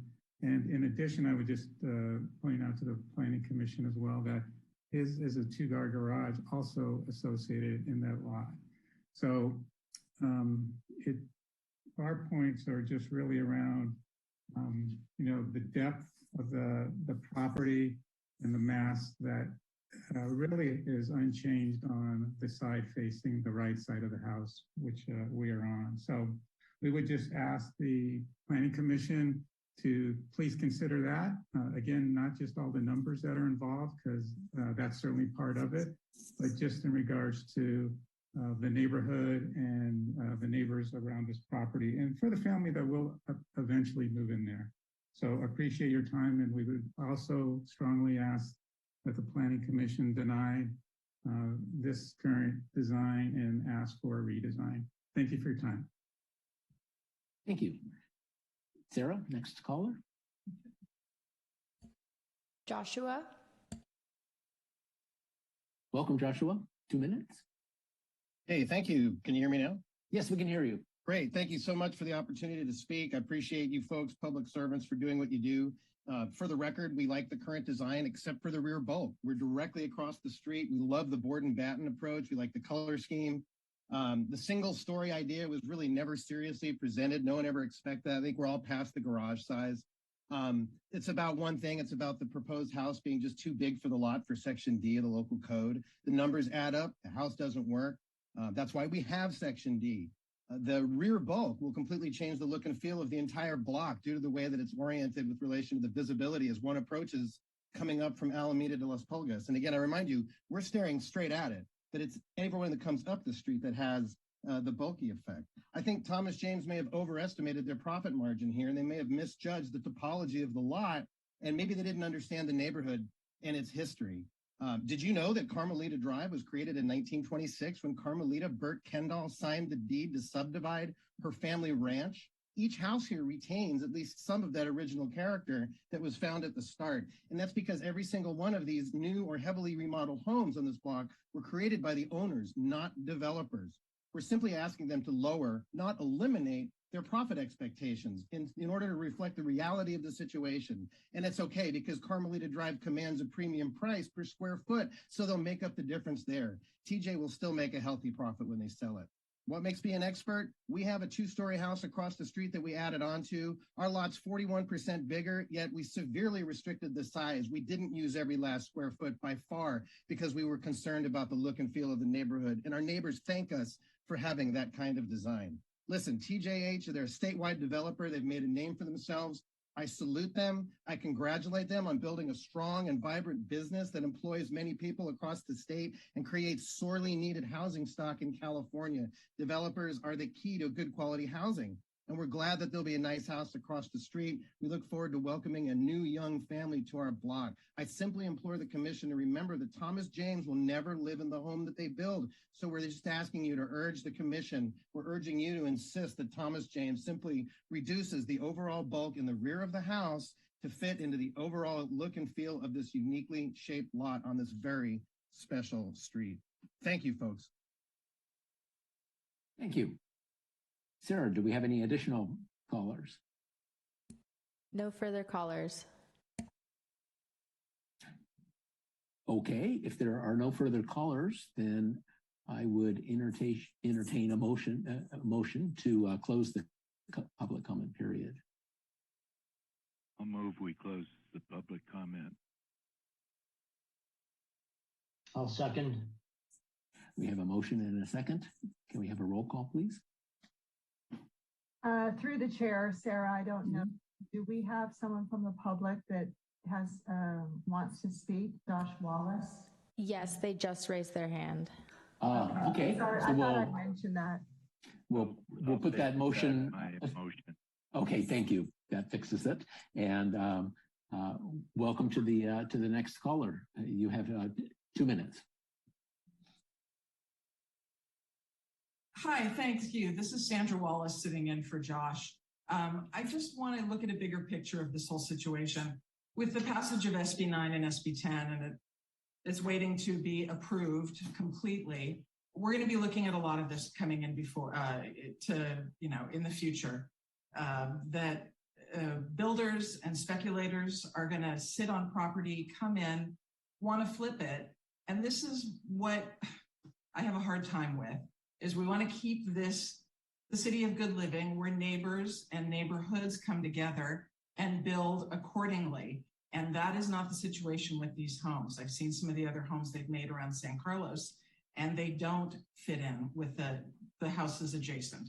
So I'm just hoping that, especially, like I said, with this new legislation coming through California, where you guys won't have as much power to be able to say no to projects, I just hope now you'll be able to say no with adjustments to Thomas James Homes and definitely keep the character of Carmelita. That is a special street in San Carlos. I hope too, if I come into the situation where I live, I'll have people backing me up in the same way. But I don't know, if the state takes this over, then you're not going to have as much say. So please do what you can. Think of the neighborhood, the neighbors, and what's important to the people who live here. Take that into consideration. Thanks so much for all your work. I really appreciate it. Thank you. Any other last minute public comments before we going once, Okay, I would entertain a motion to close the public comment period. I'll repeat my motion to close public comment at this time. I'll repeat my second. Thank you. Can we have a roll call, please? Commissioner Garvey, Yes. Commissioner Iacopone, Yes. Commissioner Bradley, Yes. Vice Chair Clements, Yes. and Chair Ruth. Yes. So now we have the deliberation period, and we'd appreciate any thoughts on where people are, what they're thinking in regards to this. I guess I would like to point out that we can approve we can make the denial, we can approve, and there is a third possibility, which is if the applicant is interested to have a continuation where they would have an opportunity to revise the plan and come back. So we do have several options. And so where do we stand on this one? Appreciate getting some feedback. Let me start and say that I've been a planner for 60 years, and this is just this house has been as difficult as some decisions I made in doing a city in Africa for 1 million people, another one in Venezuela, and working in Los Angeles and North Carolina and Michigan, Northern and Southern California, because I'm emotionally moved by so many residents in the neighborhood there coming up. I'm thinking individually with their opinion and their place of residence playing an important part in how they feel about their neighbors, their city. We often say this is the city of good living. I frequently say it's San Carlos is the neighborhood or is the city of good government. In this case, I'll say it's it's the street, good neighbors, special street. I frequently go up and down it when I could go up and down San Carlos Avenue, but I prefer Carmelita, even though it is a narrow street, especially many vehicles parked on the street. So I'll probably be saying here that I hope we're the city of good planning also. I'll support denial.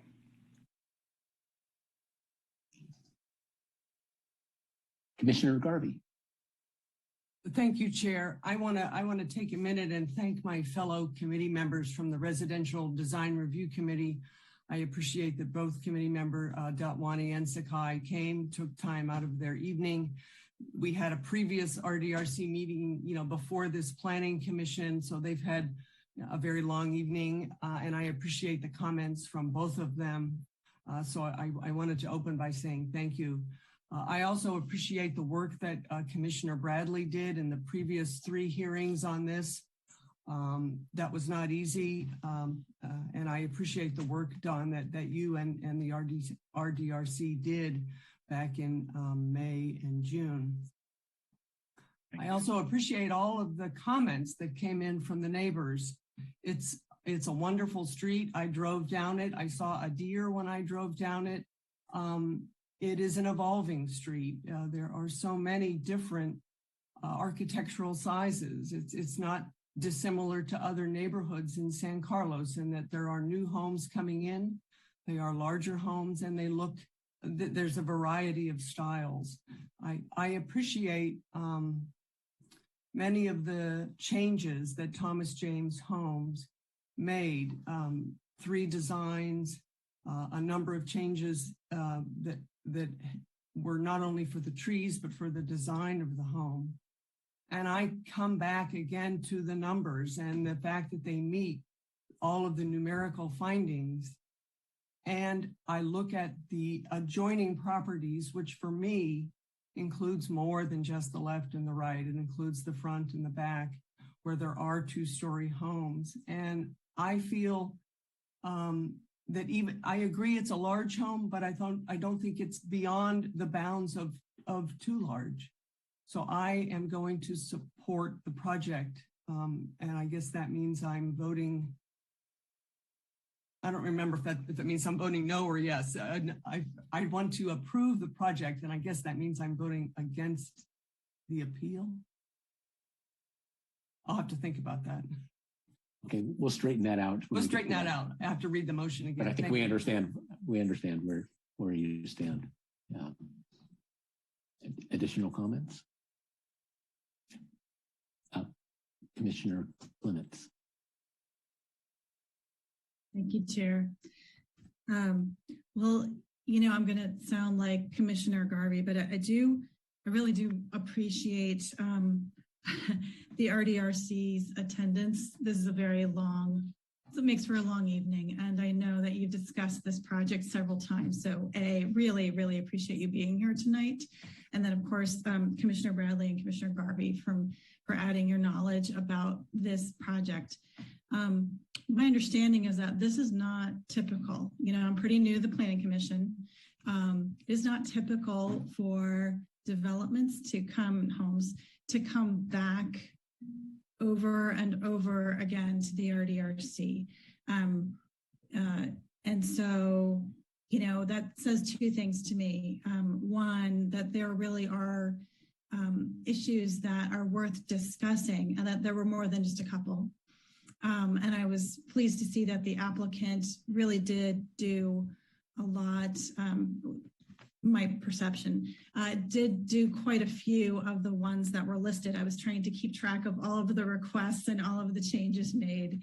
It was a little daunting of a process. So I appreciate the efforts to save the trees. And I know that those were the first RDRC pieces of feedback. And so that was good, and that the design was accommodating to that. I also want to say that I appreciate one-car garages. I don't think we should pay a lot of money to house our cars. And so, you know, I have to say that that's, for me, a good trade-off. And I'm listening to, I think it was it Joshua Safran saying, like, I'm across the street and I like the look and feel of the design as it is now. So I feel like the applicant did quite a bit of work trying to get the neighborhood comfortable. I actually liked either of the other two renderings and styles as well. But the farmhouse with the kind of lowered first floor plate seems to have gotten a lot of the way there. And then I felt like there were a couple of issues outstanding. So I wanted to just raise them for me. And one more thing, the neighbors who just spoke, you're so lovely and polite and respectful. I just appreciate that level of discourse here, and thank you so much for that. This has been a really long process on this one home, so it must be a bit trying. So I wanted to ask the applicant, I thought about the air conditioning unit. It seemed to be unclear as to whether that request had been satisfied, whether it was definitely moved to be further away from the property line and closer to the edge of the property, which was going to be next to, I guess, a garage instead of a bedroom window or something. So we get advice on feedback on that. Chair, is that okay to ask that question? Yeah, I think we can. The chair. We can get that question clarified by the applicant. Yes. I'd like to respond. Thank you. The air conditioning unit, there's the sound quality that we're trying to achieve, and with the lot being pie-shaped and getting narrower, we did find two locations that would be compliant with the code. One was originally on the left side in the corner of the stair and garage corner. This would be, I want to say, over 11 feet away from the property line. we're using a lower DBA unit, so it's a narrower but longer unit. But we, in another iteration, we moved it to the right side due to a neighbor comment. And the right side was closer to the property line and right on the minimum we need to be away from the property line to be compliant. And that was a bit of an issue with another neighbor. And going back and forth and trying to mediate that, there was no resolution of no one wants the air conditioning unit on their side, of course. But on the left side, it is further back. It's away from the windows of the across at the neighboring adjacent house. So we thought the best position for this unit for sound quality would be in that garage stair corner. Okay. And if there would be a variance maybe given, the neighbor, I think, I don't want to quote, but from before offered to have it pushed along that left edge, closer to the rear of the property. They'd rather have it towards their backyard than towards their house, but this does not meet the required setback. So if a variance is welcome to be given, we could slide it along that side further out as the pie shape gets narrowed towards the rear. Okay, thank you. That's interesting because the setback is designed to protect the neighbor on that side.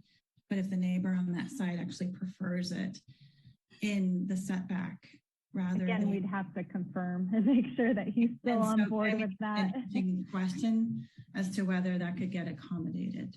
So could we ask Andrea that question? Andrea? I'm here, thank you. Yeah, we would need to look at the specific proposal and how far it's set back, the noise requirements, also any building code requirements that would need to be in terms of, clearance around the unit, things like that. I don't see how moving the unit would meet the findings for a variance because those are really, generally difficult to meet and also specific to the lots themselves. So the applicant would have to demonstrate why there's no other location that would work within the setbacks. But that being said, we can definitely work with the applicant and neighbor to figure out, what complies with the code and also works best for them.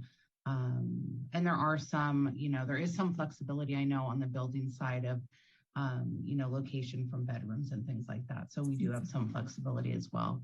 Mm-hmm. We've looked into, because we have a low DBA unit and we're further away from the property line at that garage and stair location, it should be pretty quiet by the time you get to the property line and then furthermore at the house. So there shouldn't be any loud noises, not even a whisper that you'd be hearing. We can also look into, landscaping also is a nice buffer, screen of some sort and plantings of some sort and make sure that we can buffer that. That would make sure that we're compliant with the code as well as offer some type of extra buffer, even though it's low DBA and well beyond the required setback. Well, that sounds reasonable. And I wanted to note that, on the right side where near the courtyard was going to be, that was my first thought when I thought a courtyard right near the property line could add to noise to the right-hand neighbor, which I guess is Dennis and Ginny Henry, if I'm thinking about right as you look at the house, if that's correct. But I saw the installation of trees along the property line would help mitigate noise effects, and I thought that that was a good idea as well. So if I could ask one more question, and again, it seems to me that going up 2 stories is part of this neighborhood seems acceptable, and that it is the question about the context it's the context between the second story and the neighbors that seems to be the fungible or the what am I trying to say, the place where we should use more judgment. I mean, because again, all of the FAR and all the dimensions seem to be in line, and yet we heard from the neighbors that it's the backyard and the rear bulk, and that seems to be still the interface problem, if I'm stating people's positions correctly. So I'm not here to like broker deals or anything, but it did seem to somewhat be unanimous in those statements. So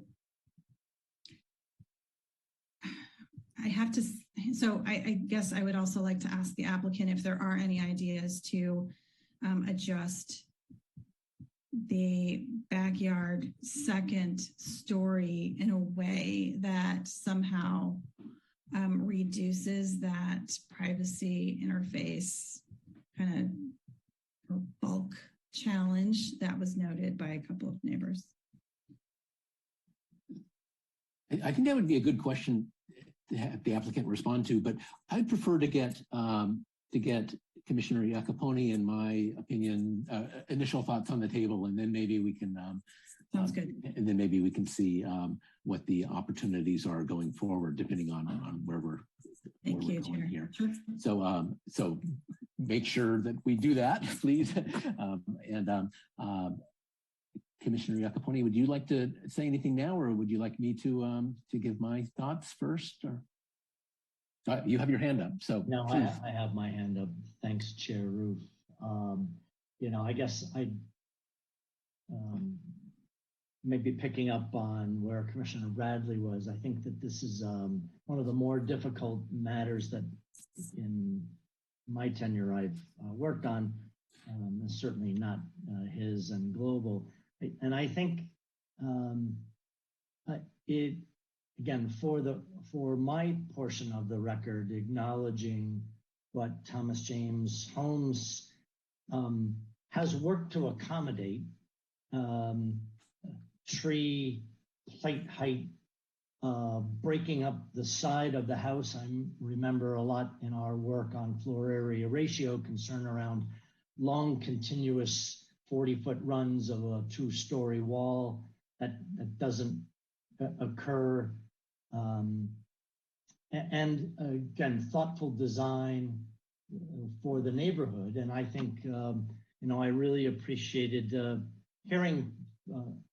also hearing from the neighbors, because this is clearly weighing on them through the emotion in their voices and how they feel about their neighborhood and how much they love it.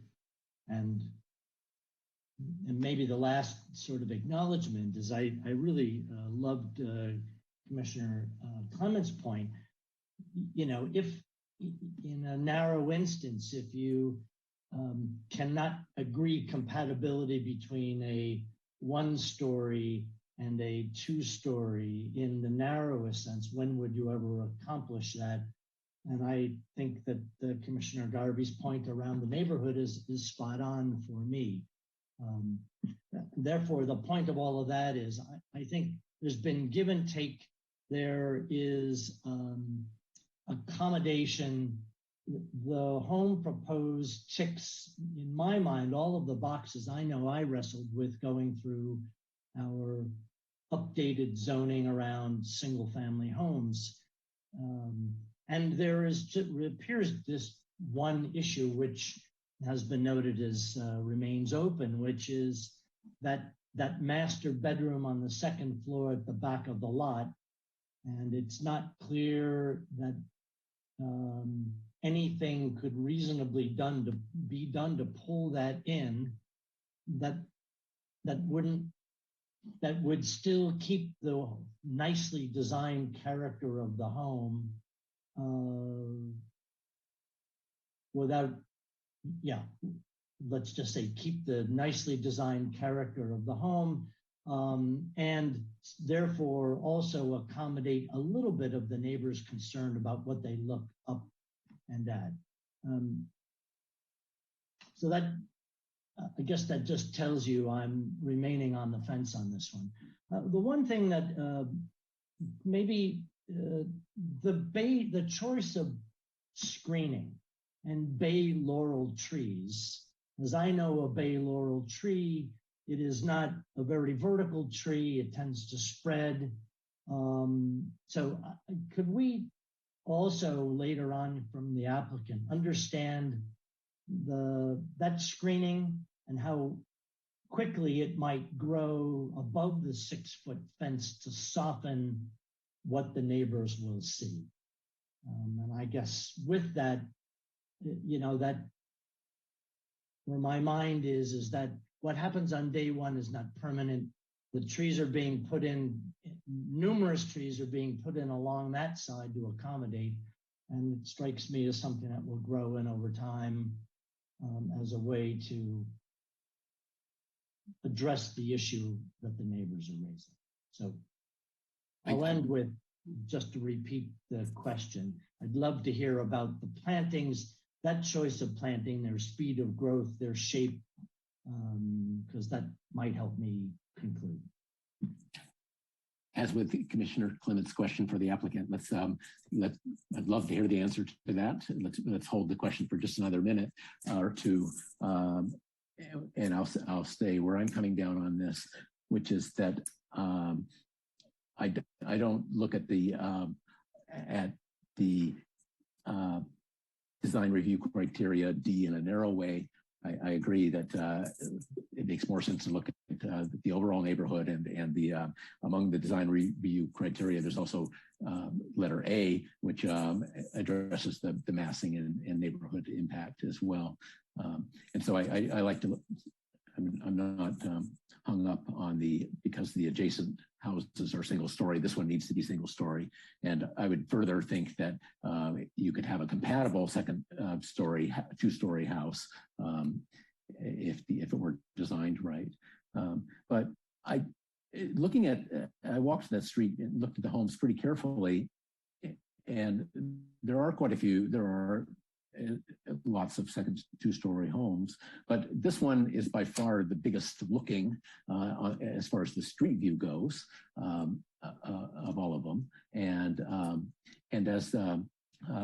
as Eugene Sakai pointed out, there's the potential to do more to address the distribution of the massing on the second floor, using perhaps by eliminating that courtyard area or partially doing that to shift the massing to make it more acceptable. So there does seem to be, from my understanding, room to address the massing question without asking for a reduction of square footage. So I wouldn't ask for a reduction of square footage. I wouldn't ask for it to be a single-story home, but it does seem like there's opportunity for shifting of the space to make it more compatible with the neighborhood and to address the neighbors' concerns. The one-car garage is fine with me. That seems appropriate. And so that's, so I'd be very interested to hear from the applicant the question that Commissioner Clements asked about what more can be done. And I guess I have the same question. And then also the applicant team, if their arborist is on the call still, maybe we can get the exact answer to Commissioner Iacoponi's question. So I would invite the applicant to address those questions. Of course, and I'll invite our architect, Jill Williams, to be able to speak if we could get her unmuted to address the second story adjustments. This is something that we didn't just pass by, we did evaluate and see what we could do to push and pull, because again, requests were pushing the front back and the rear back. So this is moving our programming to the center. So that was looked at, and I'd love to bring her into this conversation. Jill, are you there? I am here. Can you hear me? Yes, we can hear you. Oh, great, thank you. Yeah, I think as Anna's explained, when we filled in the first floor of that courtyard, I guess there is a choice that some of that second floor massing could have been shifted into that area also. I guess we we chose to leave that articulation that we think is so nice, that we think you do read from the street because of the shape of this lot. And so, but there is that possibility that could be done. I don't know that it would shorten the second floor so much as maybe just eliminate some of the width at the rear. And so it would just depend on what the exact, goal is of that, and that we're just, like I said, not really changing the size of the house, but just moving some of that around, that increasing that dimension to the neighbor, or making that a smaller side yard setback would be acceptable if we were to shift some of that second floor. If I could make a comment, Chair. I mean, I wrote down the neighbors to the right's comment as the depth adjacent to our side of the fence is as long as it ever was, has not been decreased. And so, either the house footprint would go longer further into the backyard, or it would go wider, closer to the neighbor. And so without a reduction in the square footage, which I think some of the neighbors had suggested. So is a slight reduction in square footage possible? And what would that do to your balance sheet? I do know that, I think we all know that it is very expensive to construct right now. And I also want to say for the record that 24 months of hearings on a single family home is outrageous. And so I don't know, it's going to, the reason for 24 months of back and forth. It's on everybody's shoulders, I think, as to why that has gone on so long. But, I would like our jurisdiction to be able to raise issues early if we're going to raise them, and then have them fixed quickly. And that seems to be the norm. But for some reason with this design, it was not the case. So anyway, would a slight reduction in square footage be possible? I would invite the applicant to respond to that. Yeah, and I did want to point out my mistake. I said 24 months. It was actually 12 months in the design review process. So my apologies on that number. Thank you. We started this process or submitting back in September of 2020 and had the neighbor meeting in November.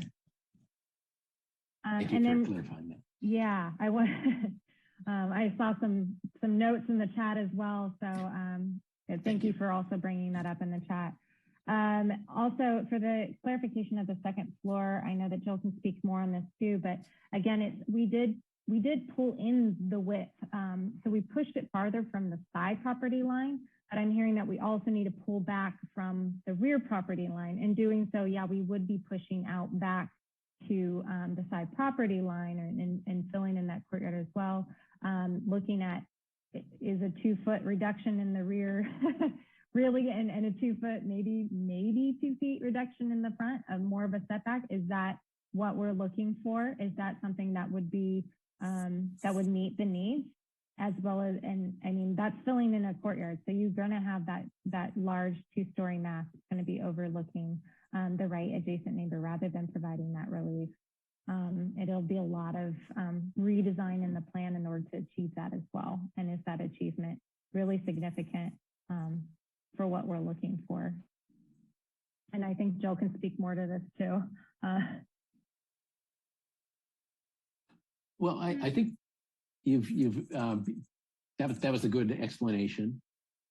And maybe I would invite either Ms. Datwani or Mr. Sakai on the RDRC to, they probably grappled with the trade-off decision that we have in front of us, is sort of where do you put the square footage and what would be acceptable, both from a design perspective and a neighbor perspective. I think both are important. so that, because this has been hashed over, I believe, in the past. And so if you could give a brief summary, is there a trade-off that could be favorable that the Planning Commission might be, and maybe the applicant would be encouraged to accept? So either Mr. Sakai or Ms. Dotwani would be, if you have a thought, I would invite it. This is Sakai here.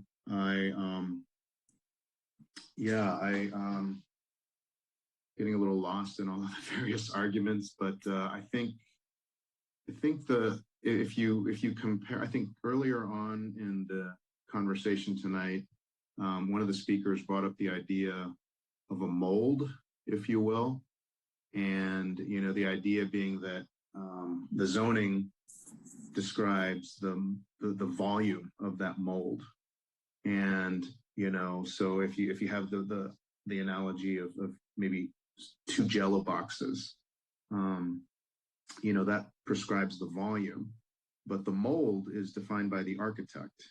The architect is the one that within that envelope can shape that Jell-O to be compatible or less compatible with immediate neighbors. And so no one is asking this applicant to get rid of some Jell-O. I think we're all in agreement that they're entitled to their 2 boxes of Jell-O. It's just a question of how that Jell-O is molded. And so for me, what they've been unwilling to do is really break the mold on the second floor. This courtyard design, to me, is a mold that doesn't fit this site for the reasons I outlined earlier. The site is narrow, the neighbors are short, and the elongated second floor creates an adverse impact to the left and right neighbors that doesn't have to exist. So I think, the idea of sort of reducing the depth of that second floor to pull it in away from the rear property line would open up the left and right neighbors' views, and you'd kind of create a common outdoor space in the rear yards, which is a commonly accepted urban design principle amongst multiple jurisdictions. The idea that houses on a block sort of share and sort of have a commons in between them, created by their rear yards. And so essentially what this project is doing is it's encroaching on that commons.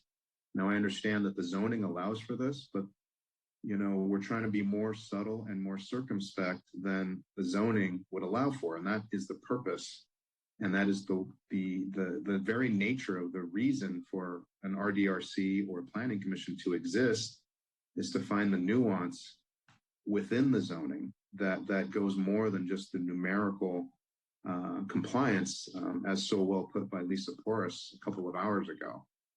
So ultimately, for me, it's putting more effort into the mold of the second floor, keeping the volume, and not taking away their sellable square footage. That's a right that they're entitled to, and one that that they've been doing a very good job across the city and across the Bay Area. But just on this particular site, they need to break the mold and in my opinion, find a different solution to create a project that respects the commons of the rear outdoor space that all of these houses enjoy. And I think it's the right thing to do. It's going to take a little more work on the part of the architect, but probably no more work than has been put into this appeal so far. Probably a lot less, to be honest. Thank you. We have one unanswered question for the applicant, which was about, I believe, did we get an answer about the tree, the screening trees? Can the applicant, Anna, could you field that question or hand it off? I will do my best to speak on behalf of our landscape architect. She proposed sweet bays, and they... I think my headphones just died. Are you all able to hear me? Yeah, we can still hear you. Okay. She proposed Sweet Bay laurels, which take about 5 years to mature to about a 20 foot in height, 20 feet in height, 15 to 20 feet in height. So that was the original proposal. We would be, if there's a specific tree that you would recommend or want us to look at for screening, we're more than welcome to look into that and see if there's a different tree that would be more accommodating. But this is the recommendation we were given. So to clarify, the screening and the time for growth, that's sort of the sweet spot tree to use. From our landscape architect, yes, they really recommend the bay laurels. But again, we don't want to limit ourselves. So if that's something that's not agreeable, we can look into something that maybe matures faster or is just a different tree and shape. But for screening purposes, it was recommended. Okay. Okay, thank you very much. So we've had a pretty full discussion tonight. And so I wonder if, as I mentioned earlier, we sort of have the option to uphold the denial, to overturn the denial, or to see if there's interest in continuing the item with a revised plan. And we seem to be evenly split. Commissioner Jacoponi was kind of on the fence, as I understood. So we're kind of on the fence here. So from the applicant, would you be open to the possibility of continuing the item and having a revised design? I think we've narrowed the issues down somewhat from where we started. You know, the 2 stories okay, the garage is okay. It's mostly the distribution of the massing on the 2nd story. Would you be open to that, or would you prefer that we see where we land in a more formal vote on upholding or denying your appeal? I would like Cynthia Thibault to speak to this. If she could unmute. And I'm unmuted. Thanks, Anna. So my name is Cynthia Thibault. I'm Director of Development over at Thomas James Homes. And I wanted to respond to some of the comments tonight, specifically regarding the courtyard shape that remains on the 2nd floor. One of the main reasons that we maintain that was also one, for privacy of the neighbor. As Anna stated, there is over 22 feet setback from that portion of the building to the property line on the right. The neighbor on the right was very concerned about maintaining privacy. And we also wanted to make sure we maintain daylight coming into that hallway and into that primary bedroom space. And the way that we were able to do that while maintaining privacy was to create that courtyard shape. And so, you know, based on all of that, we have gone through several design iterations. I think we're on the 3rd or 4th at this point. There's been some revisions even before we got to RDRC based on feedback from the neighbors that we've really tried to accommodate. And so with that, we feel like we're, you know, in compliance with all the zoning codes, but also we feel that we're within the neighborhood compatibility guidelines. This is our 10th project now in San Carlos that we're going through RDRC. And so we've been successful so far on the 9 previously, and we're continuing to build in San Carlos. And then I believe there was a comment about profit. So yes, we are a developer, but our goal is, you know, to build a home for the family that's going to move into this neighborhood and to welcome that family into the neighborhood. So we're trying to also keep in mind our buyers that are going to be moving in and becoming the neighbors. And so with that, we do ask that we are able to move forward after 12 months of design review into building and get this project underway. Okay, thank you for that feedback. Thank you. Okay, commissioners, I guess in the position of either approving or not the resolution. And just so that we're clear on what that resolution is, can you put up the resolution? That's the question before us. And if anybody would like to speak up that they feel like we haven't discussed something or that there's something else we should say, go ahead. Otherwise, maybe we've gotten to the point where we should see if somebody wants to make a motion. I'd like a clarification on the three: vote to approve or the vote to deny, and in between was to situation where the developer, as I understand it, would trying a little more to satisfy those goals. So the RDRC first and the Planning Commission second. That what we'd like to call them: approval, denial, or continuation. So the option for a continuation, usually, I mean, I guess we could continue, but usually we would like to we offer a continuation if it seems like the applicant is willing to do that.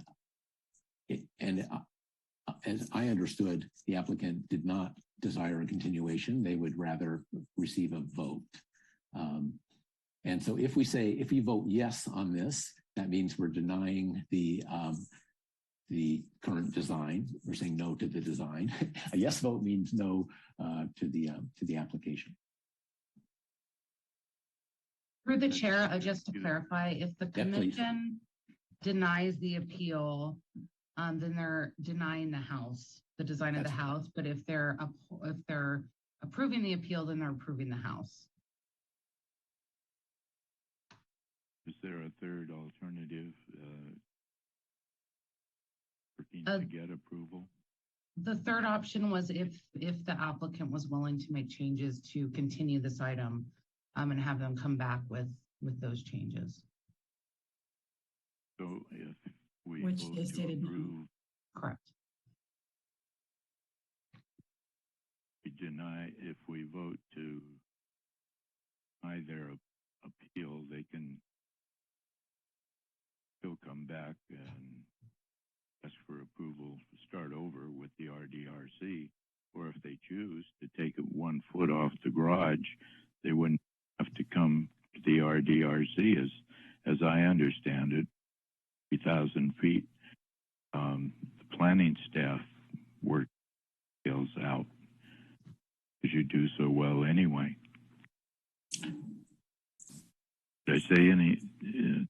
Well, we have the city attorney is available if we need to consult about the details. So if we deny the appeal, does that clean the slate and the applicant would have to start over?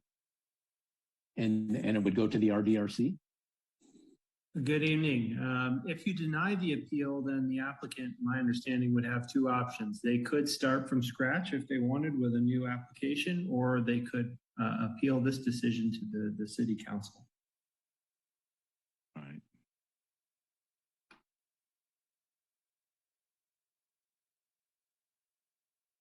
Just a point of clarification, this is Ellen.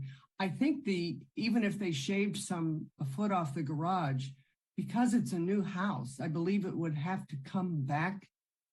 I don't understand how it wouldn't have to go to the RDRC. I thought because it was a new home, it needed to go to the RDRC. And through the chair, I can answer that. That is correct, regardless of size of the house. If it's a new house, it is referred to the RDRC, even if it's significantly less than 3,000 square feet.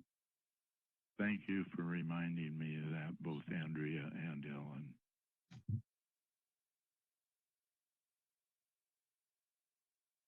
And through the chair, I can start things by putting up if Andrea, you can put up the other motion, I will make the motion and we will see where things land. Are we ready for a motion? Any further comments before Ellen's giving us the courtesy of last minute thoughts before she makes a motion? I think we're split on this one. Or maybe not, if people's ideas of, I won't try to predict. But so this motion, just to make sure everybody understands, this motion is if we say yes, then we approve the appeal and they can go forward.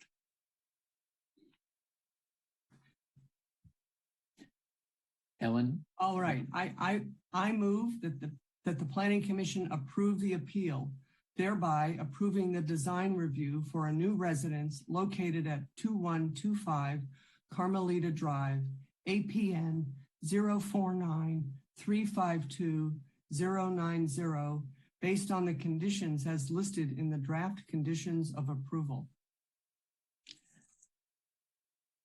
I'll second that motion. Okay, we have a motion and a second. Can we have a roll call? Commissioner Garvey? Yes. Commissioner Jacoponi? No. Commissioner Bradley? No. Vice Chair Clements? Yes. And Chair Ruth? No. So that's a 3-2 vote. 3 noes, 2 yeses. So the motion did not pass.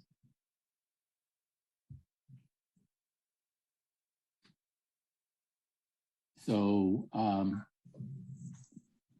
staff, could you help me out? What's the next step here?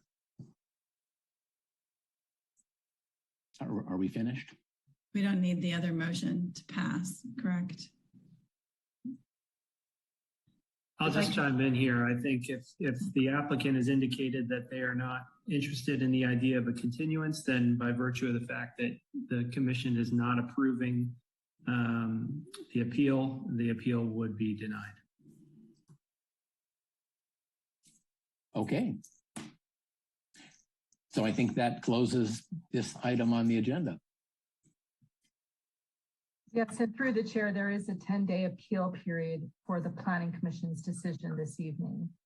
I just wanted to let the public know. Okay. And of course, the applicant is aware of that as well. Yes, I'm sure. Okay. Okay. Well, thank you very much to everyone for the robust discussion. That was long, but this does get to the. It's a very tough issue. It was not an easy vote for me, and I hope a good solution emerges from this in the not too distant future.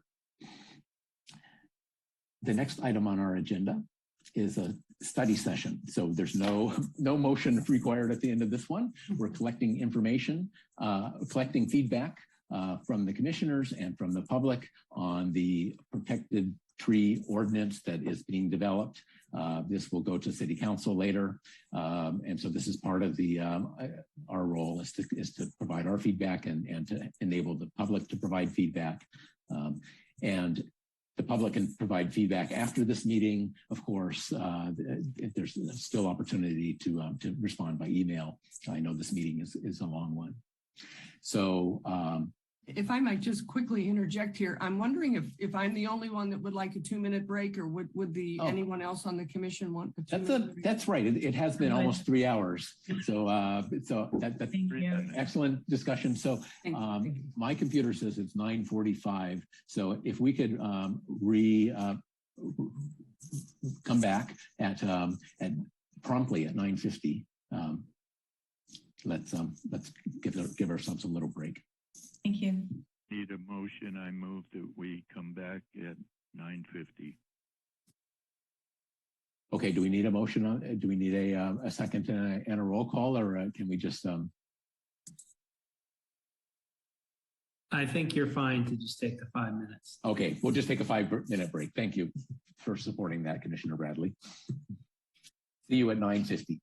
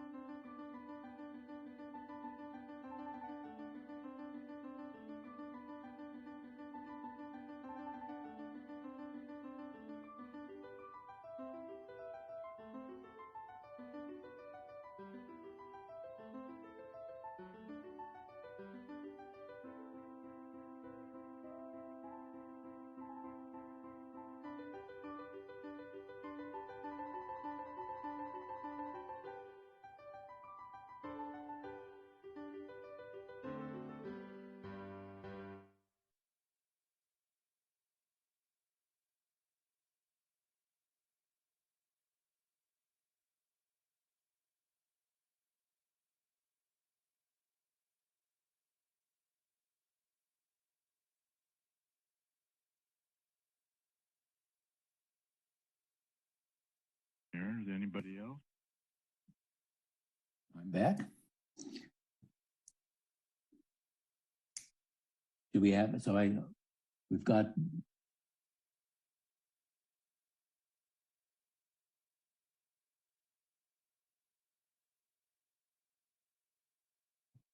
Yes, I am. Oh, wonderful. And Commissioner Clements? Yes, I'm here. Okay, we're here. So does the staff have a presentation on the protected tree ordinance?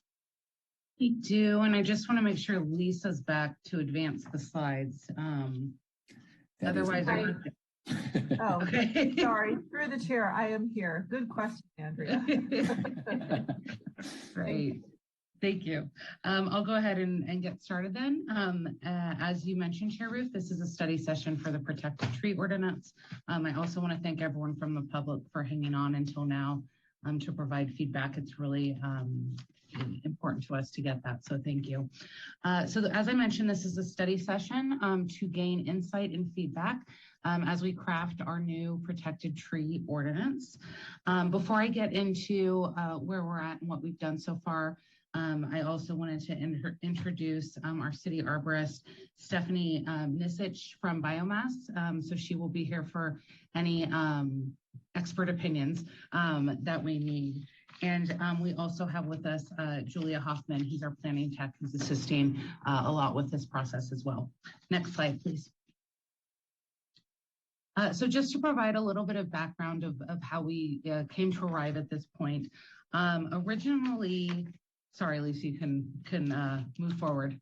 Originally, this item was reviewed by the City Council when they wanted to determine what our penalty fees were for illegal tree removal, as well as replanting policies.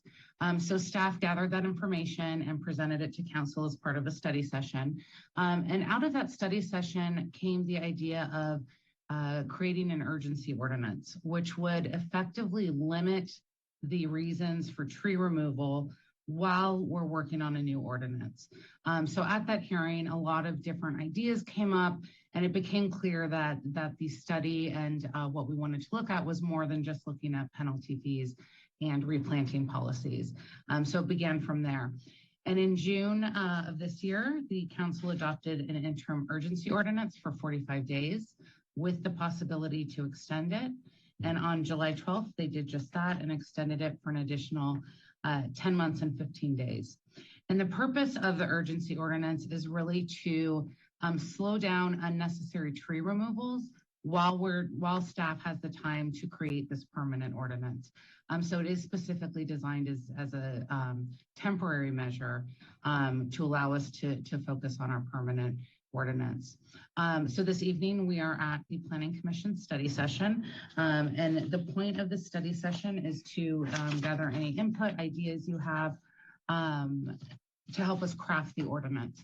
Once we have a draft ordinance crafted, we would return to the commission for review and hopefully recommendation to council for adoption. Next slide. So again, the intent of the urgency ordinance is to provide a more restrictive guideline and framework from which to remove trees temporarily while we research and prepare a comprehensive ordinance. Again, a lot of concern was coming from not only council, but residents about the speed and number of trees that were being removed. And so without having this temporary ordinance, we would kind of continue along at the same pace. Next slide.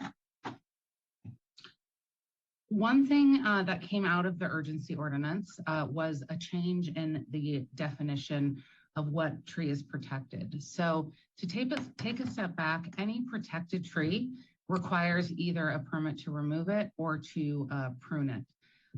So that's trimming more than 25% of the tree. So these definitions that you see on the screen are from our previous ordinance, with one exception. The council did lower the threshold for redwood trees down to 48 inches in circumference. So any heritage tree that requires a permit is one that's a specific species and it has a specific associated measurement with it.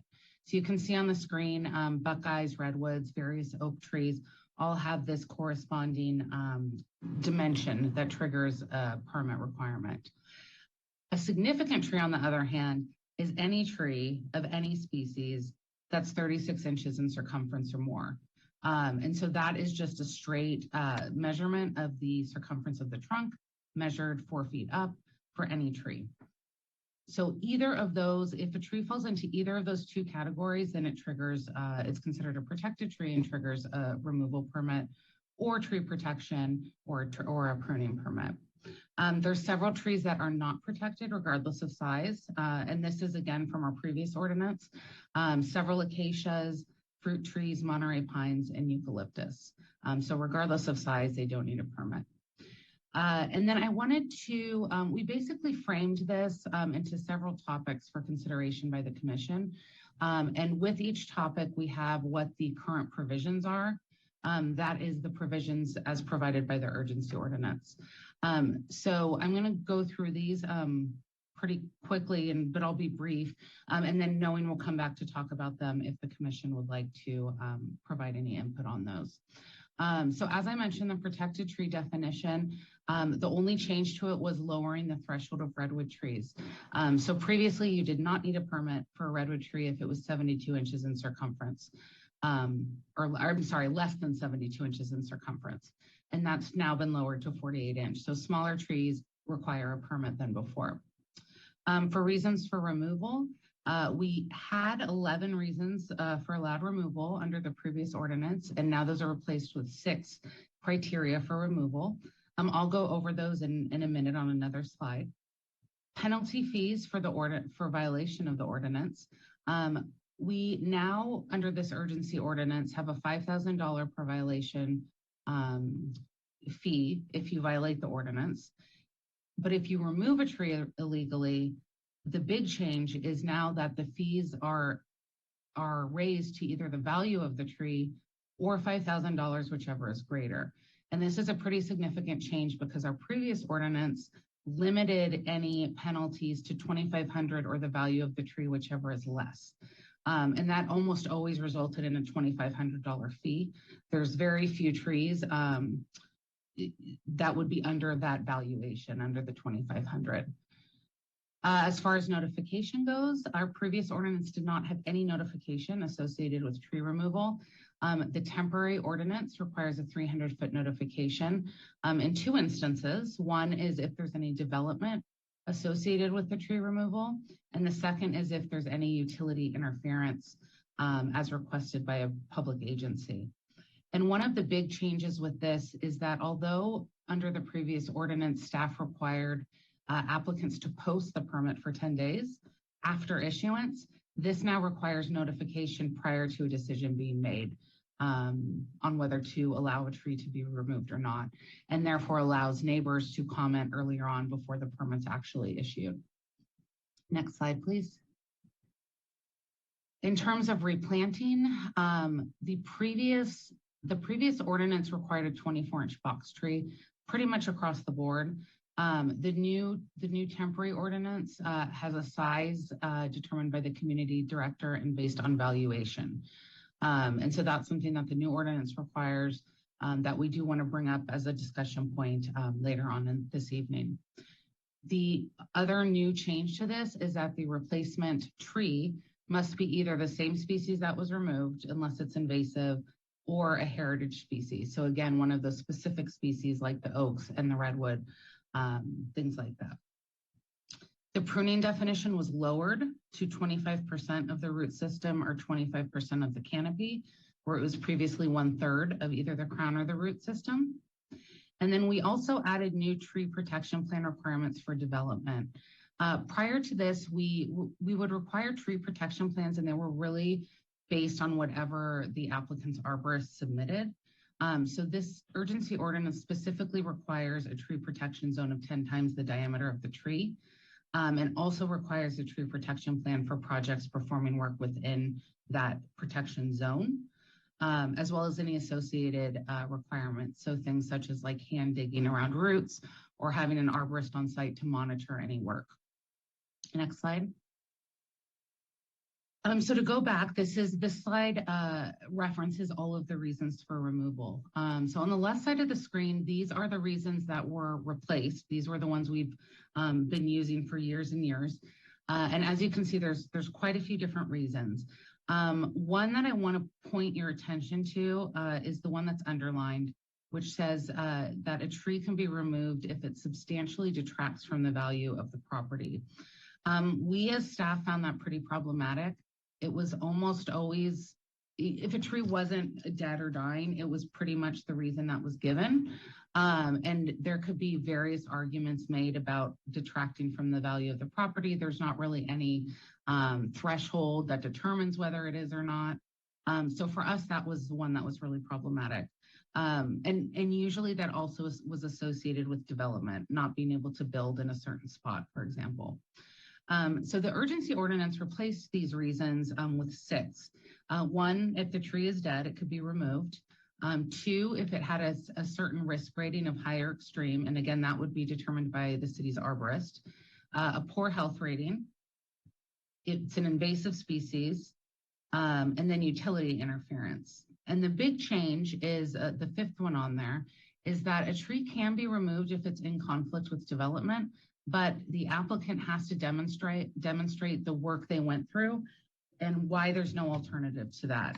Why tree measures can't be implemented to save the tree, or for example, why a home can't be redesigned with keeping that tree retained, keeping that in mind. And so at least having to demonstrate, is it reasonable to remove the tree for development? And have you gone through the work for that? Now that's of course, if the tree doesn't meet any of the other findings. If a tree is dead on the property and there's development, then it could be removed regardless. So it's really those trees that we were seeing before under the substantially detracts from the value of the property. But it's now requiring much more consideration and thought into it. And again, this is one of the reasons that requires the 300-foot notice.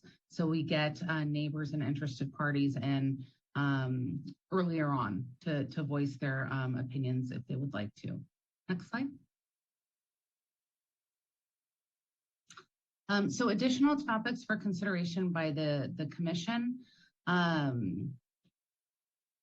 We are looking at protecting tree removal associated with development. So as I mentioned, are there more specific things or thresholds we want to do with regards to trees specific to development? We're also looking at arborist report requirements. So for example, if a tree is obviously dead or obviously falling, do we need to have a full staff report like we do for a tree that's maybe diseased or we need more information on? Options for the replanting requirement. I had mentioned earlier that staff had some concerns with some of the requirements of the urgency ordinance, specifically with replanting in kind. So if this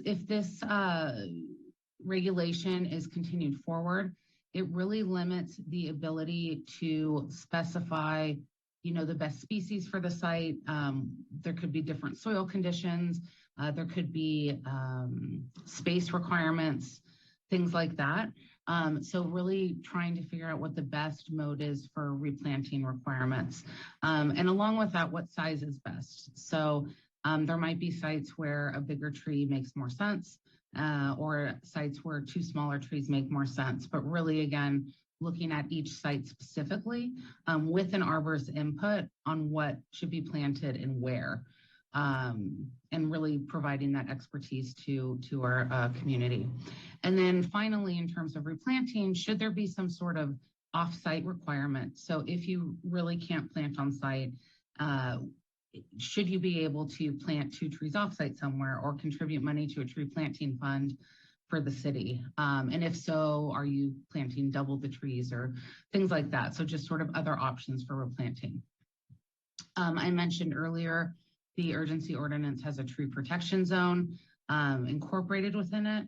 We would also want to see a process for which that area could be reduced if needed, along, with an arborist review and approval. But specifically if, for example, a tree's up against a house or there's some other condition that warrants reducing that, or adding additional conditions, having a review process for that. And then generally speaking, anything else that the commission sees in terms of what would help you make decisions or you make, different calls or understand things better when it comes to trees or areas that maybe aren't addressed in the tree permit or in the tree ordinance. And then finally, I'm going to go over tasks that we're working on. So any ideas or comments you have on those or anything you think we're missing or could add to will be another topic for consideration. Next slide. So just some additional tasks that staff is working on, including the application form update for the new reasons of removal. We're working on a template for public notice for the 300-foot radius. One sort of bigger picture question is a discussion of time and cost and process associated with more comprehensive tree reviews. So, at what level does the city want to be providing expertise and information to citizens, and how much is that going to cost either citizens or the city? And that's sort of like a bigger picture question. We're also going to be creating an administrative guidance document, which would not be part of the ordinance, but it would be a guidance document for both employees, but also citizens on things such as best practices for planting, what trees are best in the area, what to avoid, things like that. We're also working on 2 city-approved tree lists, so one for private properties and one for street trees, so any trees along the street. And then the council also asked for examples of tree appraisals. So I mentioned earlier that some of the penalty fees are based on the appraisal of the tree, and those can vary pretty greatly, the appraisal amounts. So one thing we're doing, and we hope to have this done by the time we return to the Planning Commission as well, is take a few example or case study trees around town and have our arborist appraise those values so that we can provide some sort of reference of, an oak tree, for example, of this size and fairly good health is, X value. So that's something else we're trying to do too, to provide some additional clarification. Next slide. In terms of public comments, we have received several emails, which were included in the packet, and then a few emails that were also sent to the commissioners today. Chair Ruth mentioned this, thank you, and we also want to reiterate that the public or anyone can continue to send comments to planning@cityofsancarlos.org. We are planning on bringing this back, hopefully to the commission in late October. So if anything comes up later or you're not able to attend the whole meeting this evening, please continue to send comments or ideas to that email address as well.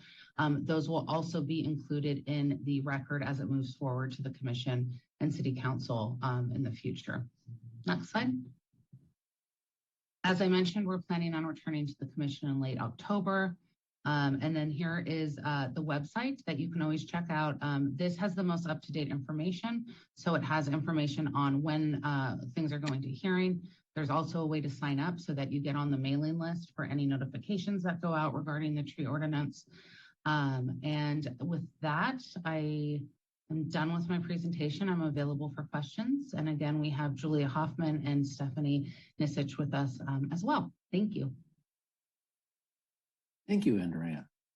Are there clarifying questions from the commissioners before we open for public comment? I see there are. Commissioner Garvey.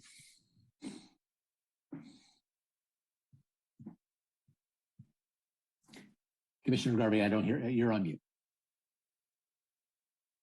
Thank you. Thank you, Chair. I had one question on this replacement tree list. Are there, given that we're in a drought, I'm wondering if there are, what I don't want to see is a list of water guzzling trees. That would be nice to see some California native trees on this list. It would be nice to point out which of the trees on the list are acceptable, but don't use a lot of water. So that, I don't know if that's already on the list. If it is, great. If it's not, maybe that's something to be considered. Thank you. Thank you. Sure. Do you want me to answer that, Chair Roof, or Yes, I think that would be logical. So we currently have a street tree list that has been approved. Interestingly, we had our arborist take a look at it, and 2 of the species on there are invasive, and none of the species on there are native species. So we have the arborist working on that because we want to, of course, have native species and also take into account things like you mentioned, water usage, area to plant, things like that. So our current list does not consider that, Commissioner Garvey, but that is something that we would like to include as part of the final lists. Great, thank you.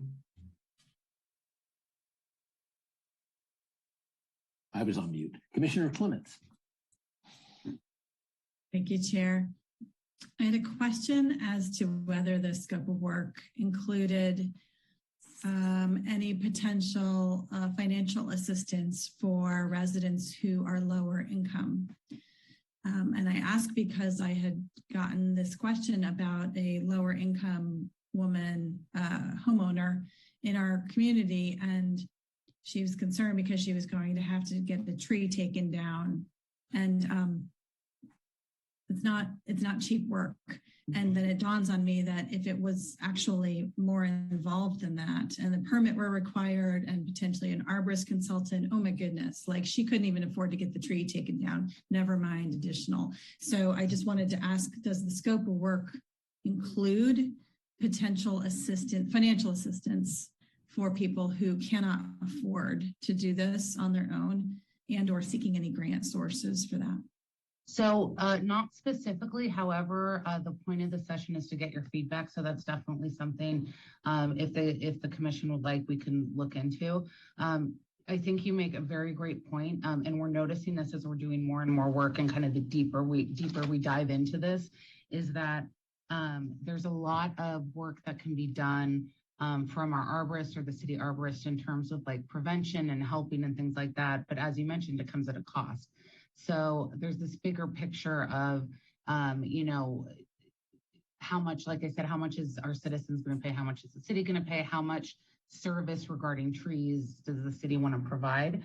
So I think that falls under that, and it's something we can definitely look into, see what other cities are doing. I think it ties in really well with kind of the whole big question of services the city's going to provide. And I will just say anecdotally, I was surprised at how expensive it is to remove a tree. Oh my gosh, thousands, and sometimes, especially if it's large, it can be very pricey. And then, I do think, especially, just one more comment on that. There are seniors in our community. They may be house wealthy, so to speak, but they are on a fixed income, and this is a real big expense for some people. So thanks for adding that to kind of your thought. Additional clarification. Yes, Commissioner Bradley. Thank you, Chair. One thing that always confuses me is who owns and who needs to maintain, who pays for maintaining street trees. And I think that a lot of people don't understand that, who owns it, and who can plant new ones, and when can you get old ones taken out, who maintains them, trims them. I think if the ordinance or maybe a simple attachment to it, only take a page or two, I think, decided maybe to help inform people about that. I've always found it confusing, and I think it may differ from city to city too. Didn't notice that. I may have missed it. But a great job so far. I think this is really, really good work coming together, and will help all concerned. Thank you, Commissioner Bradley. Other questions before we open for public comment? I actually have one, which is just kind of a technical thing. The risk rating, risk of what? So I'll actually defer to Stephanie to kind of round out what I'm talking about. But my understanding is risk of failure. So how likely is it a tree's going to fall? If it does fall, is it going to fall on a house or is it going to fall in the middle of a field? Things like that. But I'll definitely ask Stephanie to explain that more clearly. You actually explained it pretty well. Can you hear me? Hello, everyone. Yes, we hear you. Hello, Planning Commission. Good to be here. Welcome. Yes, it depends if there's a target mostly, and risk failure, it does have to do with parts of the tree or the entire tree. So if it uproots, if it breaks up the trunk, if a branch falls over. So if, for example, if it's a beautiful oak tree and there's only one cracked limb that might be overhanging someone's house, it's more likely you can probably just remove that one limb than the entire tree. So you're taking an assessment of what's the risk failure that limb is going to break within a certain amount of time. So like 1 year, that limb will break, will have a high likelihood of failure in 1 year, or immediate, which means anytime, it can happen anytime. And the fraction of time doesn't matter. It could happen without any wind, anything. It just will happen. So there's different categories. Did I answer your question? Yes, thank you. Okay. You're welcome. Any other questions before we move to the public comment period? And then we'll have time for additional discussion after the public comment, of course. Yeah, Chair, I do, if you don't mind. Please. Thank you. This is, maybe it'll sound like the unprotection of trees, but do we address as a city trees that have died or are dying and are likely to be a hazard, and they would appear to be protected or of the size and species that might have been a protected tree? Like, is there any positive action required rather than a requested action by a homeowner? And I just don't know how we think about that as a city. And I'm really just thinking about, I see so many of our poor redwoods just look awful, and I'm worried that they're going to become these dangerous trees, and I just don't know how we deal with them. So maybe off topic, and if it is, you can just tell me, but I'd be interested. No, I can definitely go ahead and answer that. Two things. One is, even if a tree is dead, unless it's in imminent danger of falling, it still requires a permit. So I think that's also a big point of confusion for a lot of citizens, because they'll say, well, if it's dead, obviously it needs to come out. Why do I need a permit? And the answer to that is that we've had instances where a tree looks dead and it's actually not. And we don't know that as staff. It's the arborist who goes out there to do that. So that's kind of one aspect of it. The other aspect of it, and this is something that I think staff really struggles with, is if a homeowner comes and says the tree's dead, it's about to fall, is it really, and is that an emergency? And as staff, we don't have the expertise to look at a tree and know that unless it's completely, already half falling. So that's kind of the other side of it. So there's this push and pull of needing to be able to remove trees quickly when they're a hazard, but needing someone to go out there and say, yes, this is a hazard.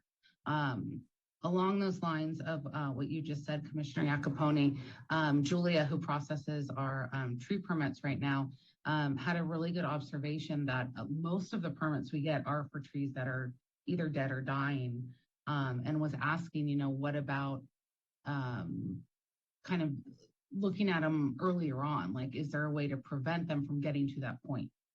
Which we don't have anything in place now that really does that. It's the onus is on the homeowner to go hire an arborist and get the recommendations and then implement them if they choose to. So this particular piece of work, maybe you're suggesting, might contemplate over time an inventory of some of the biggest trees, if it doesn't exist, and check on their health, maybe as a preventative care rather than get to the point where they have to be removed. or possibly having like an arborist accessible to homeowners who are interested. Again, this gets into the bigger policy question of costs and you know, if that's something that the city could provide as a service or charge a fee for. Like Commissioner Clements mentioned, I mean, even arborists, just hiring an arborist to come out can be, you know, a couple $100 easily an hour or more. And so it's difficult sometimes, I think, for homeowners to have an arborist come out and pay the fee just to get an idea of how healthy their tree is or not. I don't know that a lot of homeowners do that. Some do, but a lot might not. Thanks for your comments, Andrea. Sure. Any additional clarifying questions before we open for public comment? Okay, let's open for public comment. Do we have people in the waiting room for this topic? Yes, we currently have 4. First up, Ken. Welcome, Ken. You have 2 minutes. Yes, thank you. Can you hear me? Yes, we can hear you. Thank you. So first thing, just a point of consideration, because it's taken so long tonight to get to this. You spent 2.5 hours on one house, which is, you know, quite a long discussion. I would really encourage you to reschedule this so there could be more time. Certainly, I think it's worth spending a couple of hours on something that has an impact throughout the city, because there's a lot of elements here, as the staff has so accurately provided, that rather than just try to do everything tonight and then jump into a proposed ordinance in October, I really think you should reschedule this. That's my first comment. The second comment is there are other factors you might want to look at. I've been involved in this for a long time. The issue of 72-inch in diameter, in circumference removal for redwood is unusual, to say the least, because no other city in this county that has a heritage tree ordinance has ever allowed that to happen. But this has been on our books for 10 years, and I still do not have an explanation as to how and why that happened. I'm sure somebody in the staff knows, but we need to address that. How did that get in here when no other city with a heritage tree ordinance has ever had anything like removing a redwood up to 72 inches in circumference? The other thing I want to mention, a couple other things, is you need to also look at the different trimmers that are coming into the neighborhood. We actually have people who are unlicensed who are removing trees, have removed trees in the past. I have a neighbor that removed 4 redwoods that were somewhere between 50 and 60 inches in circumference because he was allowed to do that without getting a permit. And you should all realize that the trees do help provide shade, lower the cost of electricity, air conditioning, and less watering of your yard, because I can attest to that with my own house with 2 large oaks and a magnolia. So I think you need to look at that. The other thing too is what kind of opinions you get from arborists. It's about like trying to get a medical opinion on on getting an operation. There's so many different opinions that you can talk to 3 arborists and get 3 different opinions. So we've had situations in the past where the city arborist, not the current one, had made a comment about an oak tree on Eden, that it was diseased, but the homeowners called in their own arborist, established that it was not. So we get into this kind of give and take situation. Also, I think you need to look at responding to any calls that the citizens might log that they think there might be an illegal removal of a tree. Other cities have this. So again, I would encourage you, please reschedule this for a little bit more depth than we can do at 10 or 10:30 in the evening. Okay, thank you. I think we'll continue moving through the people who are here. Next caller, Sarah, please. David Gabriel. Welcome, David. You have 2 minutes. Can you hear me? Yes. Wonderful. Thank you for giving me this opportunity to talk to the commission. My name is David Grable. I'm on the board of City Trees. City Trees is a 21-year-old 501c3 that has planted over 3,600 trees in San Mateo County. I'd like to make one point of emphasis for your tree ordinance and that is about native trees. When you're replacing trees, there should be an emphasis on planting native trees because native trees support native insects, which in turn support native birds. So many exotic trees or non-native trees do not support native insects, and this is a problem, and it's having an impact on our ecology. So as you are developing a tree ordinance, I would ask that you give consideration to putting an emphasis on replacing any trees that have been taken down with native trees. Thank you. Thank you. Sarah, next caller. Tom Feldy.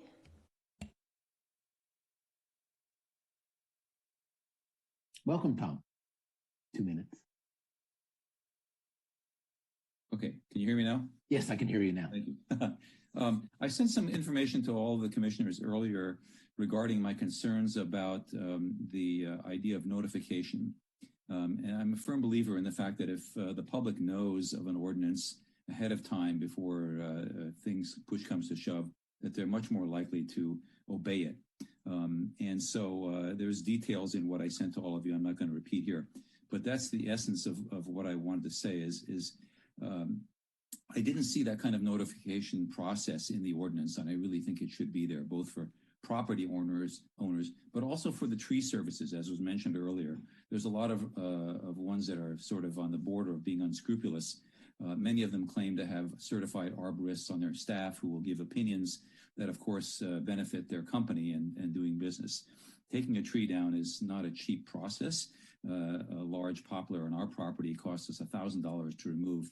It was $600 for the tree service company, but then another $400 for the city permit and for the city arborist to come out to look at it. I believe the city should be providing arborists, perhaps through some sort of nonprofit process, such as the previous caller proposed or is involved with, just so that the public is not bearing the cost, and also so that there's some standardization of and some independence of judgment about the value of the tree or its condition. Finally, there's a question about dead trees that are a fire hazard, and I don't see anything in the ordinance about any requirement that citizens take those down. Yet I do know the city has some sort of process for doing that, involving a city attorney. And I think perhaps that should also be involved in the, considered to be put into this ordinance as well. So it's all in one place. And finally, when it's all done, the whole thing should be sent out to the public on various forms so that everybody can be well informed about it. Tree services as well, and also perhaps even real estate agents who sell property in this area. Thank you. Thank you.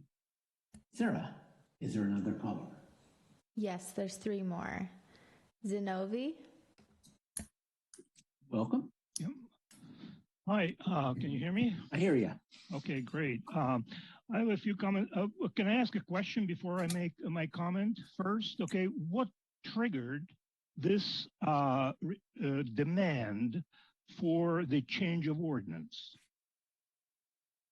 What's wrong with the current ordinance? And why such an urgency to change the ordinance? Can anybody answer that question? Yeah, I invite staff to respond to that. Sure. Through the chair, this began because of various concerns from members of the community about the number of trees coming out around town, especially those coming out associated with development, and kind of the increase in the number of trees, along with concerns about illegal removal and how low our fee was compared to especially those surrounding cities of ours. So it really began as part of that concern of tree removal in general, as well as tree removal associated with development, and specifically again for reasons that were reliant on that reason for greater removing the tree, because removing it will provide greater economic benefit without having to justify the reason for that. So that's kind of what started, what was the impetus for all of this beginning. Well, thank you, Andrea. Okay, thank you. Well, a lot of people don't buy that. Okay, just please make sure this is a point of record. Okay. So it appears that this is specifically designed to help certain developers like Black Mountain Developer to remove 200 plus trees. Okay. $5,000 per tree is nothing for them because they about, if they remove 200 plus trees, for $100,000 is nothing. Okay. For this kind of development, they won't even bother to ask you. Okay. The ordinance has to be that if a protected tree is removed, no permit will be granted for any development on this property. If there is no planned development of the property, then $5,000 is fine. Okay. So the other point is that the developer, when they bought the property, they knew what they were buying. It's one thing when an existing tree, heritage tree or protected tree, starts to threaten the existing house or existing structure. Okay, that's fine. But if the developer purchased the property already knowing that there were trees, they cannot count on City of San Carlos just giving them a permit. Okay. And replanting should be as you stated. Okay. If they remove a tree, they have to replant the tree, but that's only in case when a tree was removed with a permit. Okay. These are my comments. Thank you and we would like to put it in that this is comments related, make a case study for the Black Mountain development. Okay. Thank you. Thank you. Sarah, next caller. Amy. Welcome, Amy. 2 minutes. Hi, can you hear me? I can. Oh, great. Okay. Hello, my name is Amy Hathaway, and thank you for taking my comment. I know it's late in the evening. And in the beginning of the proposed text, section A says intent and purpose. It states promoting the preservation and development of a healthy, diverse canopy in San Carlos and is vital to the character and health of the city. So that clearly provides like the strong reasons behind the importance of adopting this type of ordinance. So, how can a city that is known for its large, old, beautiful trees support the continuation of consistently approving the removal of said trees? One could argue, well, we'll require them to plant another tree. Well, they aren't going to be able to replant a 100-year-old heritage tree or provide the same height and shade a well-established tree can. So I support the development of this ordinance, but I ask that it goes even deeper in regards to saving heritage trees.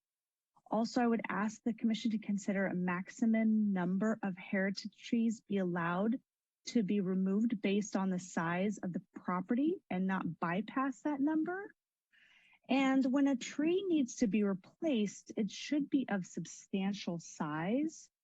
I also ask that there be a larger notification footprint when a developer is planning to remove trees. That's it. So thank you so much for your time and consideration.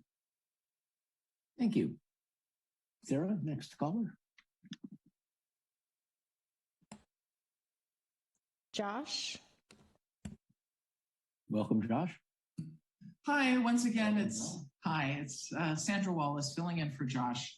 I want to piggyback on what most everybody else has said, especially what Amy just said, but I'd like to compare us to Palo Alto, and we should compare ourselves to Palo Alto. We're just as beautiful. We need to maintain our trees. They have city arborists that work in the city, not for the city.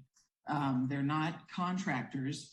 And they are in charge of maintaining 66,000 trees. So those are the public trees. Well, I'd venture to say, of course, compared to the size of Palo Alto, but we certainly don't have the number of public trees that would rival the same size if we were as big as Palo Alto. So I would love to see a city arborist work for the city. You know, most other arborists are in the job of making money, cutting trees makes money. I mean, not all, you know, of course they want to save trees. But anyway, a city arborist who works for the city would be great. I also think that the price for cutting down, especially a heritage tree, isn't enough, like Amy said either. $5,000 is going to be a drop in the bucket for all the development that's coming our way with SB 9 and SB 10 that are passing through state legislation right now. So there's going to be a lot of clear cutting of land in order to maximize the lot builds. And it's just going to continue. So we really hopefully need to put our foot down and I say up the stakes, make it even higher. And also, when are we going to replant San Carlos Avenue? All the eucalyptus trees are gone. It is really barren. When is that project going to start? And I'm also hoping, I know how important it is to save water, but I hope that water isn't really going to get in the way of planting a tree. I mean, water should get in the way of putting in a new lawn, but not of planting trees that are going to benefit the community, benefit our health. So those are my comments, and thanks so much for your hard work. I appreciate it. Thank you. Sarah, next caller.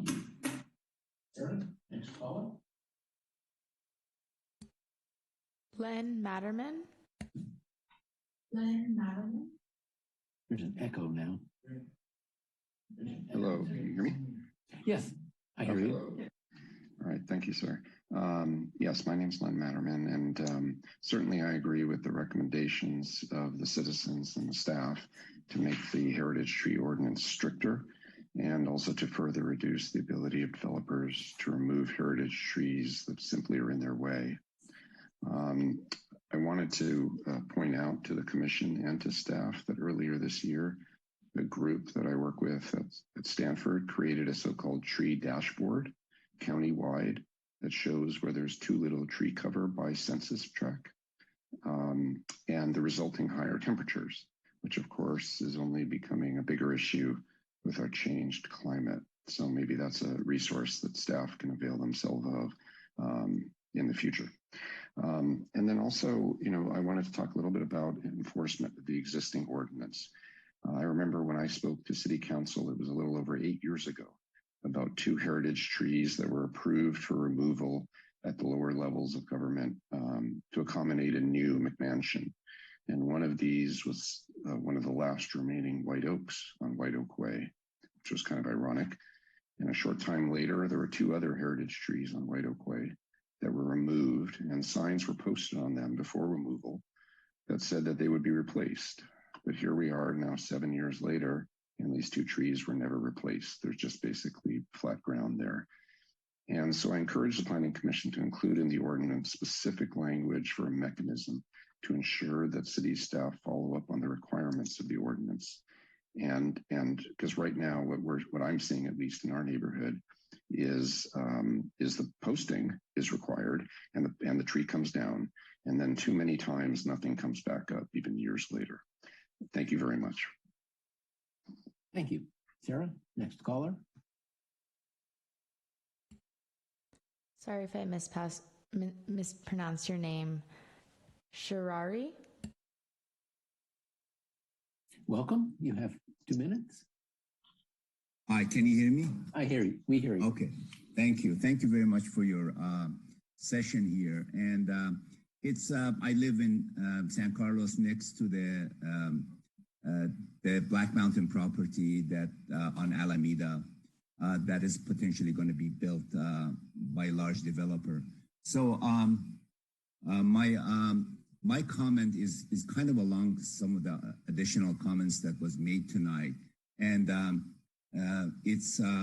it was interesting for me to listen to the rest of the session tonight and see all the effort that went through for saving 2 heritage trees in one house. But I think what may be more concerning for me is really what the large developers can do.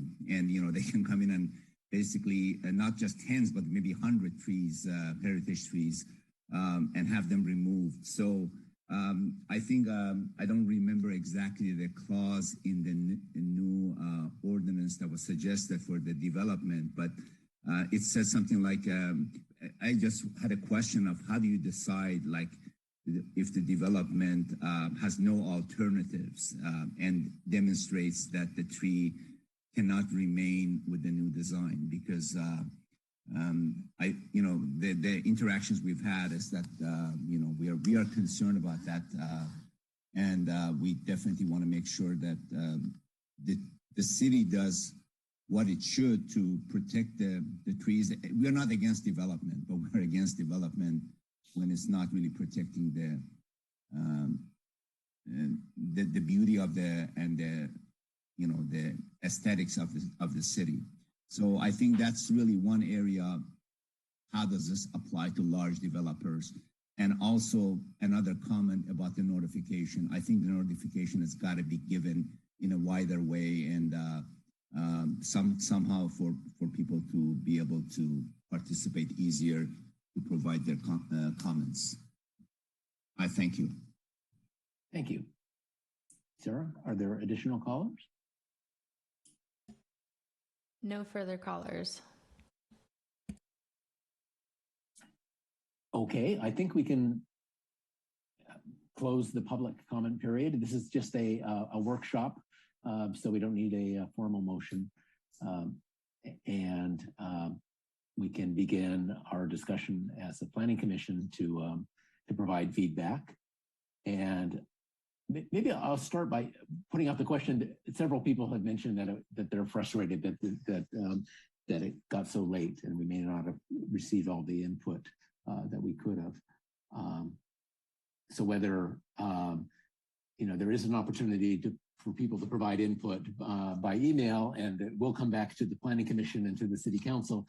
But still, if there's do we as a Planning Commission feel like maybe we're being deficient and we should put this on the agenda again, or do the other avenues for input suffice? I think we've gotten some really good feedback so far. Commissioners, do you have thoughts on, and also staff, I guess, to address that? Add one of those light bulb ideas that I'd like to bounce off my commissioner peers. Can we Commissioner Bradley, can I get feedback on the question I raised before? It sounded like you were going to bring up a new topic. So, but yes, I'm sorry I interrupted. Oh, that's okay. But let's do one thing at a time. But so we'll get to I'm curious about your idea. But if you could, are we good with collecting the input from today's meeting and by email and in the subsequent Planning Commission meeting and at the City Council, or do we need to consider having another meeting, putting this topic in another meeting sooner?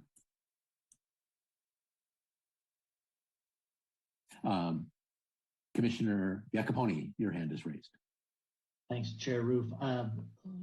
For my part, just a couple of comments, no more questions, and I would be good to take what we've got tonight and have staff play it back later on. So I'd prefer to bring the good conversation to a close rather than pick it back up.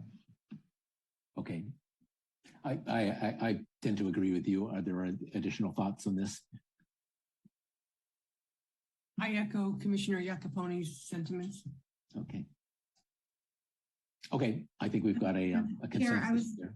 Okay, go ahead, Commissioner Clements. I was just going to suggest that if it's possible that potentially staff, and I agree, I wrote down some really good feedback, I think, from comments tonight. It is quite late, however.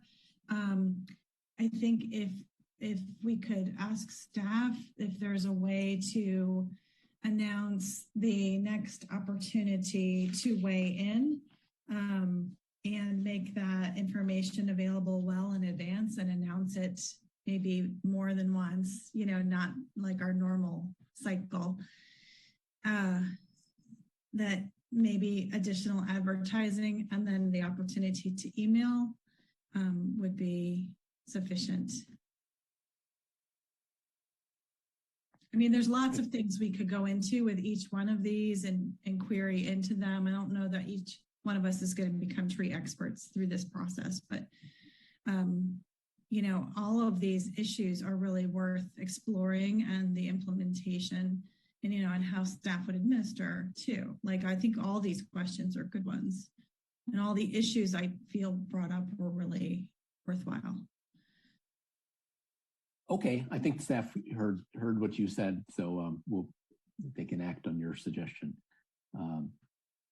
So let's charge ahead, and staff suggested that we give feedback on the items that are listed in the table shown on our screen. But I did promise Commissioner Bradley, and I'm curious what your thought was, and then maybe we can work through these four topics that staff's to help structure our conversation a little. We can kind of go line by line and see what our feedback is. So first, Commissioner Bradley. Thank you, Chair Roof. An idea that I haven't considered, it just popped into my head as we're listening to some staff. Very important, and as said, we're not all experts in these, and we're not apt to become that, but I think we all realize that trees are our friends. They're very important, especially in a city like ours, but all over the world, of course. That is, we have the Planning Commission, we have a Traffic Commission, we have Residential Design Review Committee, and on and on and on. Why don't we consider having a commission or a landscape commission? Perhaps. I'm sure there are plenty of people that would love to work on something like that for our city, and busy enough with all the other things we do. Okay, thank you for that thought. So let's work through the four specific topics that staff was hoping to get our feedback on. And the first is protected trees definition with a lower threshold for redwood trees. Thoughts on that one, Commissioner Garvey? I would wholeheartely support that. I liked the commenter who said it's just too large, and I also support what staff said in the report that it's too high and it should be lower. I agree. Any dissension from that? No, I concur. Okay. Thank you. Reasons for removal. So they simplified it and took out some of the ambiguous ones. The 11 reasons for removal were removed and replaced with 6 criteria. And that's kind of the essence of the whole topic here. Are there thoughts about this? Commissioner Clements. Yeah, Chair, I do think that it sounds like the one most frequent. Oh, you went on mute. All right, my bad. Wrong button. It's late. I'm not pressing the right buttons. The ones most frequently cited, it sounds like, per Andrea's comment, is that it's, was impeding development. And so again, I think it's going to come down to how that 5th bullet, if I'm remembering on the right, how staff will expect the scenarios to be run, or how does one demonstrate that other solutions that would have preserved the tree were examined and not found feasible. So I think it really all hinges on that and how difficult it is, but also how clear it is for the public to understand what is it that they need to show and how are they going to do that. Because I think with all of this, we're trying to make it harder to take down trees. I mean, of value, but in doing this, we need to be clear and we need to be customer oriented, right? We need to be making it easy to do business with the city. So that's I think that's the challenge in that one to me. Thank you. Other comments on the reasons for removal? I have one, so you can be thinking if you have one as well, others. The reasons for removal, the 6 criteria for removal included one which was due to conflict with development when no alternative must demonstrate why the tree cannot remain with new design. To me, that I would think it's a pretty wide open as to is there no alternative? I mean, you could not build, and an alternative would be to not build or to build a much smaller house and leave the tree. So to me, it doesn't seem to provide, as the criteria is written now, it doesn't provide a lot of guidance as to what would be acceptable as far as removing a heritage tree in order to move forward with the development. So sort of like the staff's frustration with the damage to the value of a property. This is also somewhat ambiguous. So of course you could always, there's always some solution of building around all the trees, but may not always be practical, but where do you draw the line? So that's my thought on that criteria. Seems to me to be insufficiently specific. And it also seems to be one of the areas that people are concerned with based on the feedback we've received from the public. I agree. Commissioner Iacopone, I see you have a yeah, thanks, Chair Roof. I would just echo your comments. My sense is we should have if this is all just about development, you've got a healthy tree or a tree that could be rejuvenated on a piece of property, there ought to be a really high bar for taking it out. I mean, and therefore, I don't know, no is probably too high, or no, never. But, my own sentiments would be only by extreme exception would you take out a tree for development. And I guess we're just going to have to cross that bridge when we get there, but let's start with needs to be a high bar. We should not let that go lightly. Thank you. Other thoughts on reasons for removal? Okay, let's move to penalty fees for violation of the ordinance. What do we think about the ideas that are listed here? The increase to 5,000.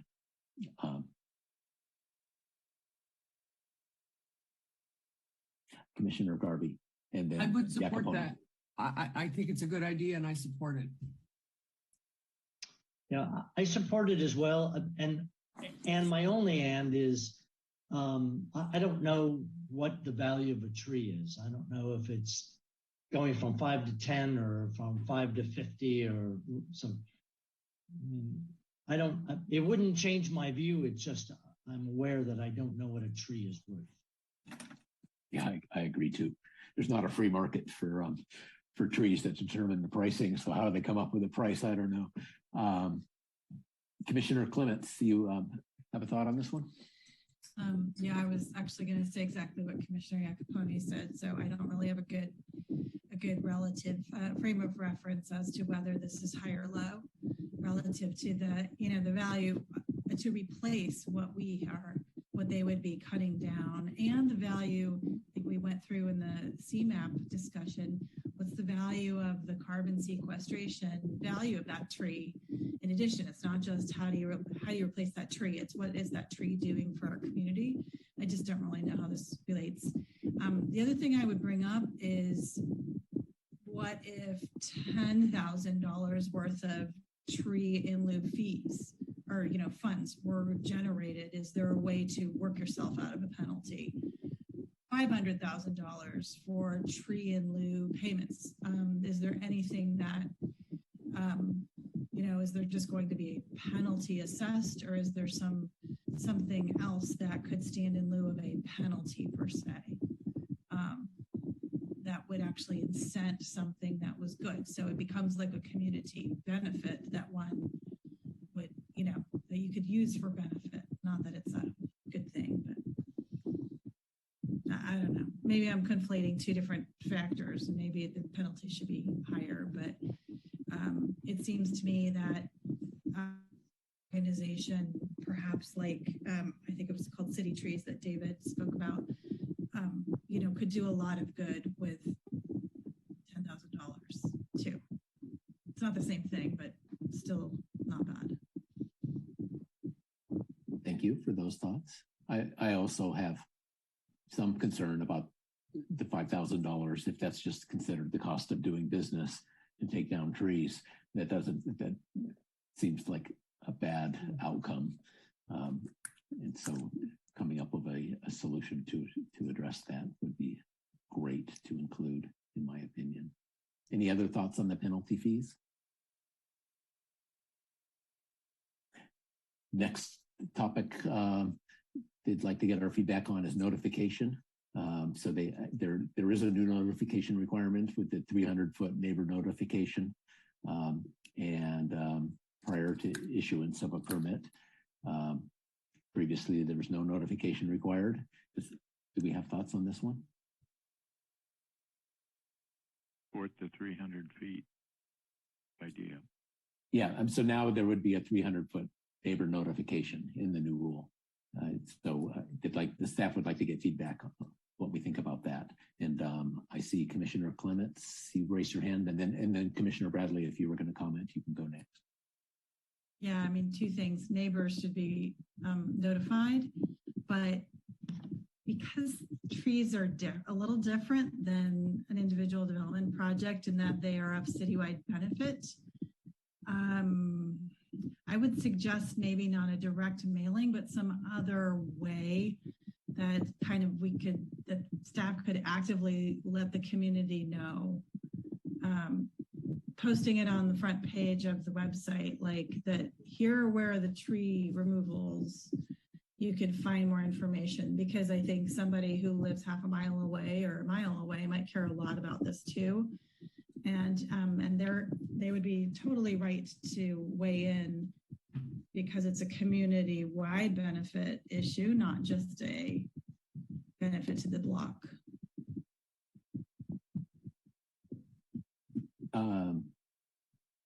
Julia, I see you raised your hand.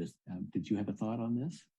Yes. Welcome. Hello, this is Julia Hoffman, contracted planning technician.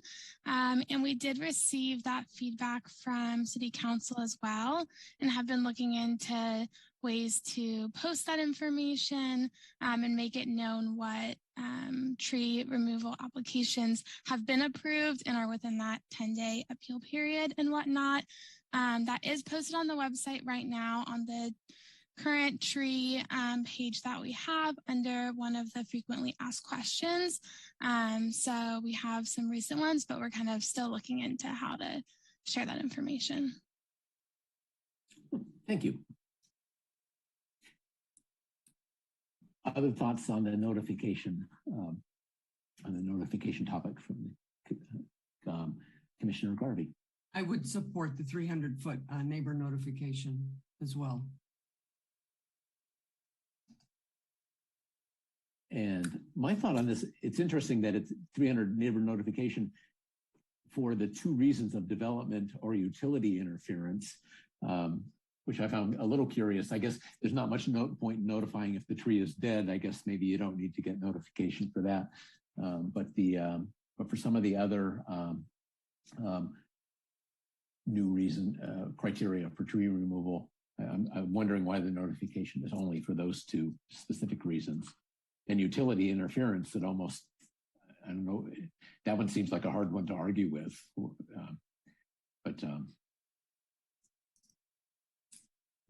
So the utility interference, I find curious why that would, how can you argue with that? If it's interfering of a power line, then, yeah. Okay. Julia, did you have feedback on this? Yeah, for the utilities, I think the idea is more out of courtesy to let neighbors know versus taking action, because this is a topic that a lot of residents do care about. When they see, actions being taken and they weren't made aware of it, I think it's more kind of to support the communication with the community. Oh, okay. Thank you for clarifying. Sure. So those are the specific categories of our feedback. So now I'll open it up for a little bit broader. Any other thoughts from the commissioners, if there are any, before we close this topic? Commissioner Garvey and then Iacoponi. Thank you, Chair. When I was reading through the packet, my focus was on removal of trees and what should we do about removal of trees. And I think that, and that's been our focus tonight in the discussion. The packet also talked about maintenance of trees. And, for me, that's less of a priority. But as I think about guidelines or requirements for us to maintain our trees, that's very different and much broader than to remove a tree, because everyone that has a tree eventually thinks about maintaining it.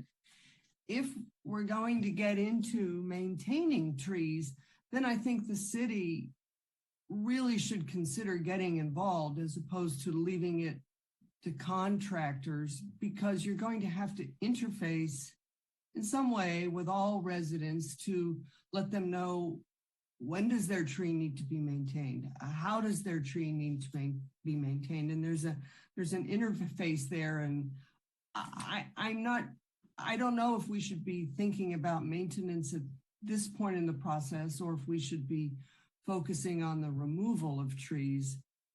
Certainly the maintenance of trees is a much bigger issue. And of course, it's a much bigger resource for the city as far as costs to deal with this.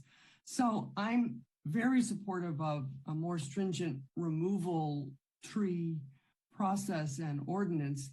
I'm more on the fence with what to do with maintenance of the trees. Thank you. Thank you. Commissioner Iacoponi, your thought? Thank you. Just a few quick comments. And maybe, Lisa, you were clicking to the next slide. That actually was helpful. Because my thoughts really are about... there's more topics. Sorry, I didn't know they went on to another slide. That's all right. We didn't work through these. I'm particularly interested in the replacement of the replanting one.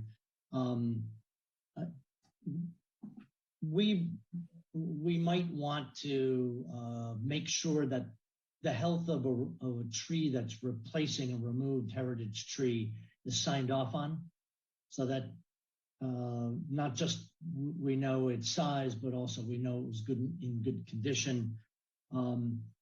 It strikes me that maybe there's some rules around planting season, so that you're not putting a brand new tree on out in the middle of July and having it withered and dead by November because no one bothered to take care of it. So maybe there's some considerations around that. So sign off on it being healthy, keeping it healthy by planting it in the right season. And then I really appreciate in what's been proposed so far, flexibility to not require the same tree to go back as has been taken out, just because, it's important to get the right tree in the right location. And so maybe that's not obvious. And we should get some city expertise on saying, our arborists saying what goes in instead. So those would be my 3 comments. Thank you. Thank you. Are there comments from commissioners on these 3 topics? Chair, I had a question for staff. Go ahead. Replacement on the replanting requirement must be the same species unless it is invasive. Does that foot to the list that Andrea had read out, saying this is basically the junkie tree list, if you will, like several kinds of acacias eucalyptus. That was that list of 6 trees or something. Are those the same thing as invasive, or is that just a different list, which is these trees are not preferred and they're treated differently? Yeah, so a different list. Those trees are viewed as they might be invasive, but other things like eucalyptus, for example, are a fire hazard, things like that. So we wouldn't allow one of those trees to be a replacement tree anyways. We wouldn't count it as you know, as a acceptable tree for replacement.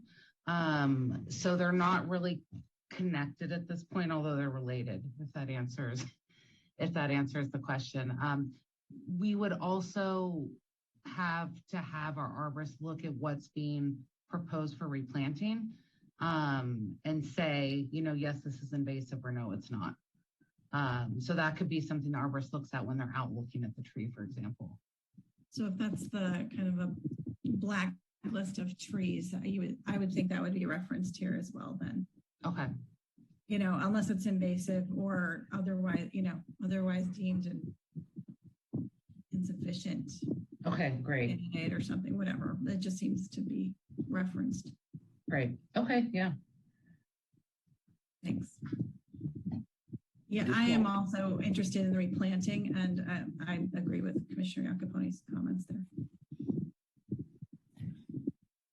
And I'll second that thought. I agree. Follow up on the replanting would be valuable. Thoughts on the pruning definition or the tree protection measures during development?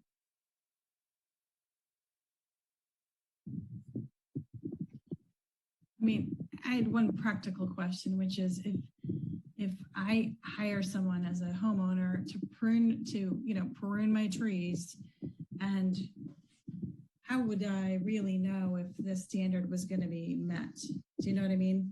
Like 25% of the canopy. I mean, does this come down to the educational administrative guidance being disseminated? Because I'd be like, I don't know, you're going to lighten it, you're going to make it smaller. By the time you finish describing it, it wouldn't even occur to me to be like, oh, I wonder if that met the definition of pruning and I should have gotten a permit. Like, I would never think that. So this is an education piece. I think definitely it is. And to further, to your point, knowing how much of the root system, since so much of it might not even be visible. So I think it's definitely an education piece. And as one of the members of the public mentioned, maybe it's education not only to the homeowner, but to the tree removal companies as well. Yeah, I totally agree with that. Thank you. Sure. Yeah, my thought on the pruning definition is why did especially for the crown, what value is there lowering that threshold from 1/3 to 25%? I mean, does it damage trees if 1/3 is removed, but doesn't damage if 25% is removed? Because 25% is not a whole lot. So this was a requirement that the council put in as part of the urgency ordinance. I can defer to Stephanie, who I know has talked about kind of the percentage of canopy you can remove, but I think it's also pretty specific to each tree and their condition. And so my understanding is setting this lower threshold will kind of catch more of the possible over trimmings or over prunings to make sure that it's really necessary to prune that much, as much as it's proposed or not. So that's my understanding of how it came about. I think the number was chosen as a lower number than what was previously allowed to further restrict it versus the 25% having the number itself having a basis in something else, if that makes sense. Mm-hmm. To me, also, the sneaky part of me is thinking 25% on week 1 and then 25% on week 3 and then on week 6. So maybe some... That's a really great point. And also extending that further, do we want time limitations for tree removals? So it's an annual, I don't know, Right, annual or something. Otherwise, that would be pretty easy to gain. Additional thoughts on these specific topics or more generally?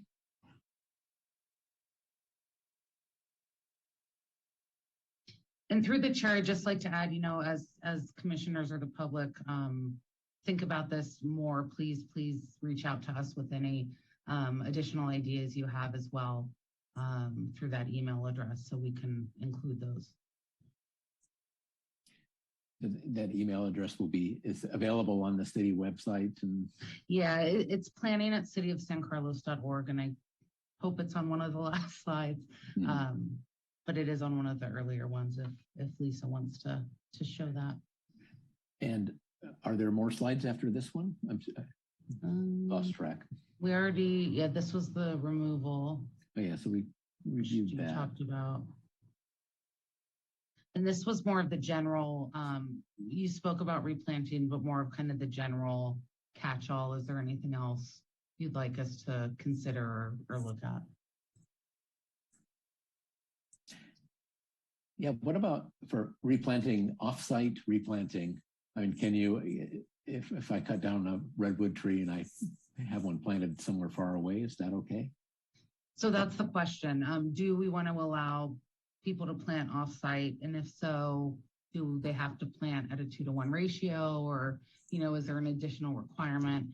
We actually do, not often, but I mean, enough. We do get questions from homeowners saying, can I contribute money or plant off-site because I just don't have room, or I don't want to, another tree. And at this point, we do make people plant on their site. There is an exception if they're covered in trees already. So it would kind of be nice to have, at least in that case, the money or a tree being donated somewhere else rather than not getting a net new tree.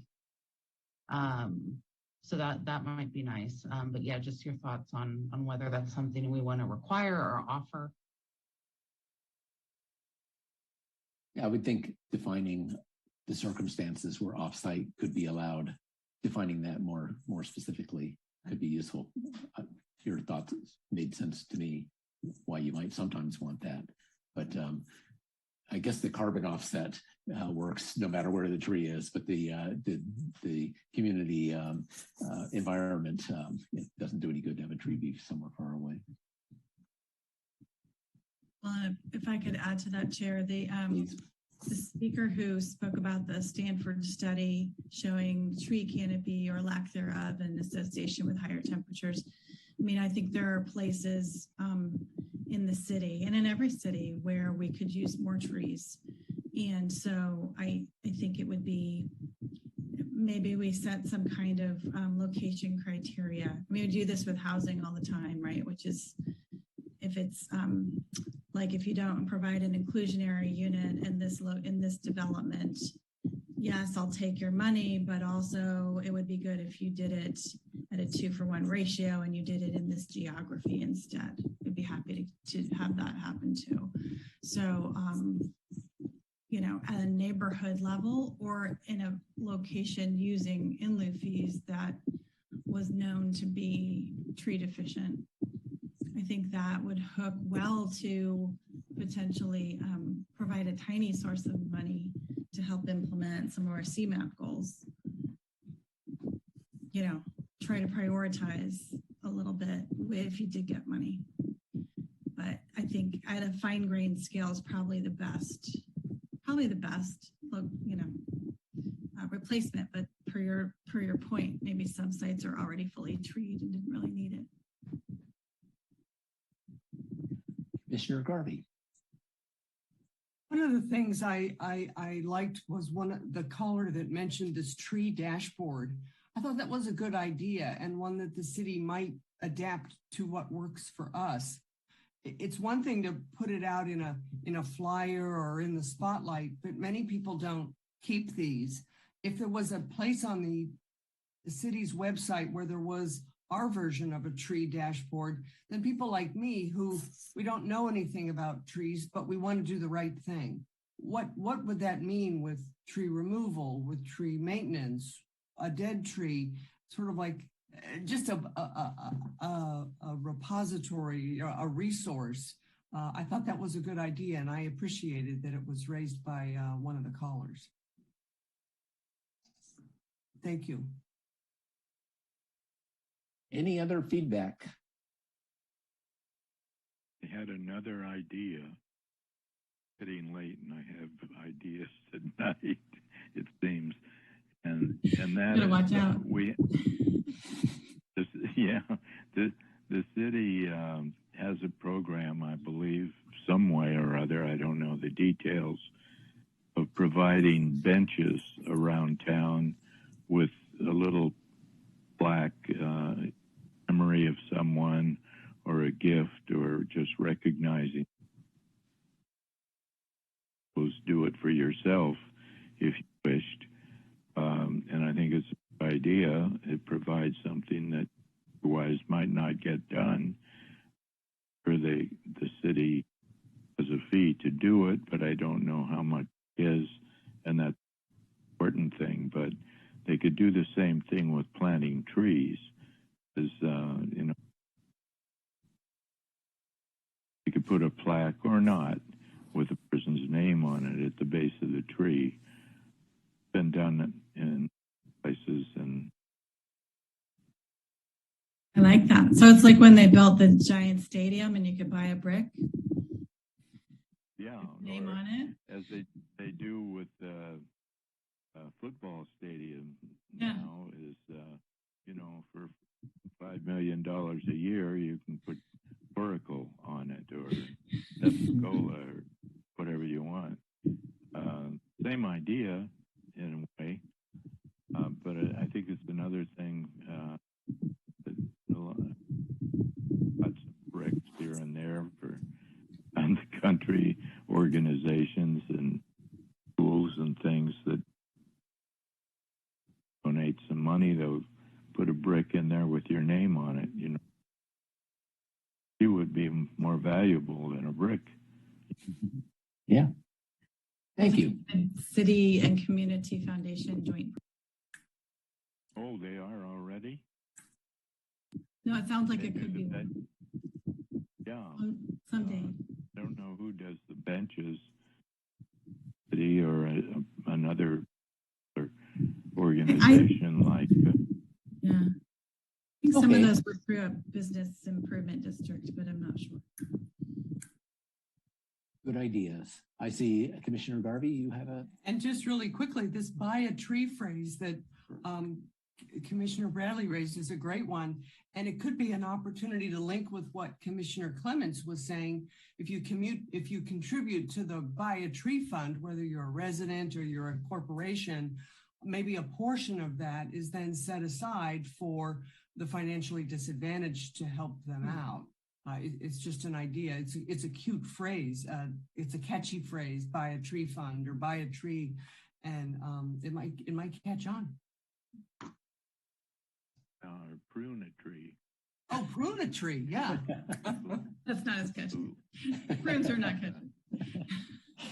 I think I'd better go to bed now. Well, on that note, before I have another idea. Cheers and color. Any final thoughts before we close this discussion? Well, we'll support. I have a question.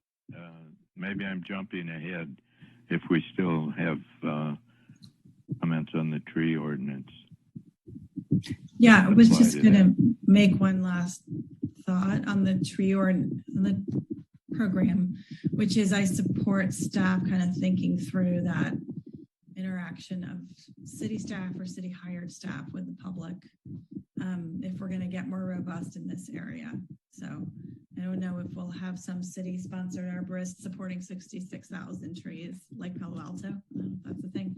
But you know, I think if an arborist were made available at a discount from what you could get from getting the arborist down the street, or getting somebody who is associated with a tree with a pruning company whose proclivity might be to prune or to take down, I think that could be useful for people. That's it. I agree. Okay, any thoughts before we close this item?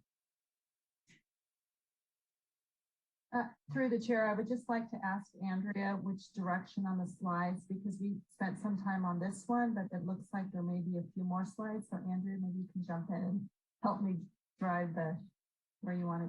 Yeah, I was thinking we could go to the backwards to the thank you slide, which has the link. So we don't know you go here. That was just if it came up. Yeah, that was my in the back pocket slides. I see. Yeah, just extra. So yeah, right before this one, I think, yeah. So this again is the website where you can sign up for notifications and also updates for any meetings, etc., as well as frequently asked questions for the ordinance. Okay, well, I think we can close the discussion on this topic. We don't need a formal motion because this was a workshop topic. And so we can close this and move on to the next part of our meeting. There's more, not too much more. Item 8, reports, correspondence, and general information. Lisa, do you have a report on recent city council actions? You're on mute, Lisa. Thank you. We all had a nickel for every time we did that. Nothing for this evening, nothing to report on recent city council actions. Okay. Are there planning commission comments or reports? No comment, but I have a question of Lisa or Andrea. I looked at my calendar today and I had written down that there's a planning commission call meeting tomorrow. Is that 5 o'clock, I believe? This is a city council study session meeting tomorrow at 5 on the East Side Vision Plan. So you may recall on August 25th, joint meeting with the Transportation and Circulation. Now it'll be the city council's turn to have a study session tomorrow evening. It's not a joint meeting, them and us, is it? No, it's just city council. Okay. Thank you. That's what I needed to know. You're welcome. Other planning commission comments or reports? Letter C, correspondence. None this evening, other than the public comments that came through on the Carmelita item and the protected tree ordinance that staff forwarded to the commission. Finally, planning staff comments, reports, and updates of current projects. Sure, I'll go ahead and give an overview of what's coming ahead for the Planning Commission agenda. And Andrea, if you want to elaborate on anything, feel free to jump in after I give it a shot here. But the next Planning Commission meeting is scheduled for October the 4th. And on that agenda, we will be bringing forward at the beginning of the agenda a presentation item. And this will be at a request of the commission. It's been some time. I know we've had a lot of work to do recently, but it looks like we will have some time to bring forward an update on the Cherry Street Affordable Housing Project and also the status update on the downtown wayfinding. So those will be presented by my colleagues, Adam Aronson, and our new Economic Development Coordinator, Christian Padilla. And then following that, we have a couple of public hearing items. One is Honda. As the commission may recall, they're moving out of their prior location at 777 Industrial, and they will be moving at 495 Regato in San Carlos.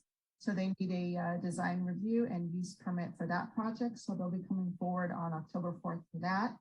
We also will be bringing forward a sign program for the Transit Village, or now known as the Trestle project. So there's some modifications they want to make to a previously approved sign program. So that will need to come back to the commission. And then we will also wrap it up at the end with a Q&A that we promised the commission with on some of the planning legislation that is obviously making its way through, such as SB 9. And so we want to have a Q&A and a discussion on that. So we'll have some time. So that'll be a pretty full agenda for the 4th. And then on October 18th, we have, and I believe this is a Mills Act request, so Andrew, correct me, at 447 Hillcrest. And then, Andrea, you can also confirm whether the protected tree ordinance will come back on October the 18th. So following that, my only other announcement for this evening, I kind of already mentioned it. The council will be holding a study session tomorrow night, starting at 5:30 p.m. on the East Side Innovation District Vision Plan. After the study session tomorrow night on September the 8th, staff and consultants are preparing to bring the draft vision plan to the Planning Commission on September the 20th. There's been some refinements made based on the input we received with the Planning Commission and the TNC. That will be shared with the City Council tomorrow night. And then pending any direction that we get from the City Council, we will be continuing to refine that document and then bringing it forward to the Planning Commission, again on September 20th, where we would be making a recommendation that the Commission adopt a resolution recommending the City Council approve the plan. So if you have any questions on that, feel free to reach out to me, and then maybe I'll just pause for a moment and see if Andrea wants to confirm some of the items that I mentioned previously. Sorry, Lisa, the 20th, what time does that meeting start? Oh, September 20th is a regular scheduled Planning Commission. It's on the regular calendar, so it's okay. 7 p.m. Thank you. Yeah, I kind of jumped to October. Sorry about that, but it is the 7th. So the next meeting on the calendar will be September the 20th for the Planning Commission, and that'll be for the East Side Plan. And then October we have a full agenda. Thank you, Lisa. October 18th is correct for the Mills Act item, as well as our targeted date to come back with the protected tree ordinance for recommendation to council. And one other thing I would like to share with the Planning Commission, and I know Sarah's on the line. So Sarah, I know you're still there, so get ready. Sarah Cadona, we had put together a spotlight newsletter on an upcoming initiative to create a downtown plan for the Laurel Street corridor. So that went out, and I'm pretty sure it's hitting the mailboxes, and hopefully you all received a copy. The way that is structured here at the City of Good Living is that it goes out to every resident. So hopefully everyone is getting one.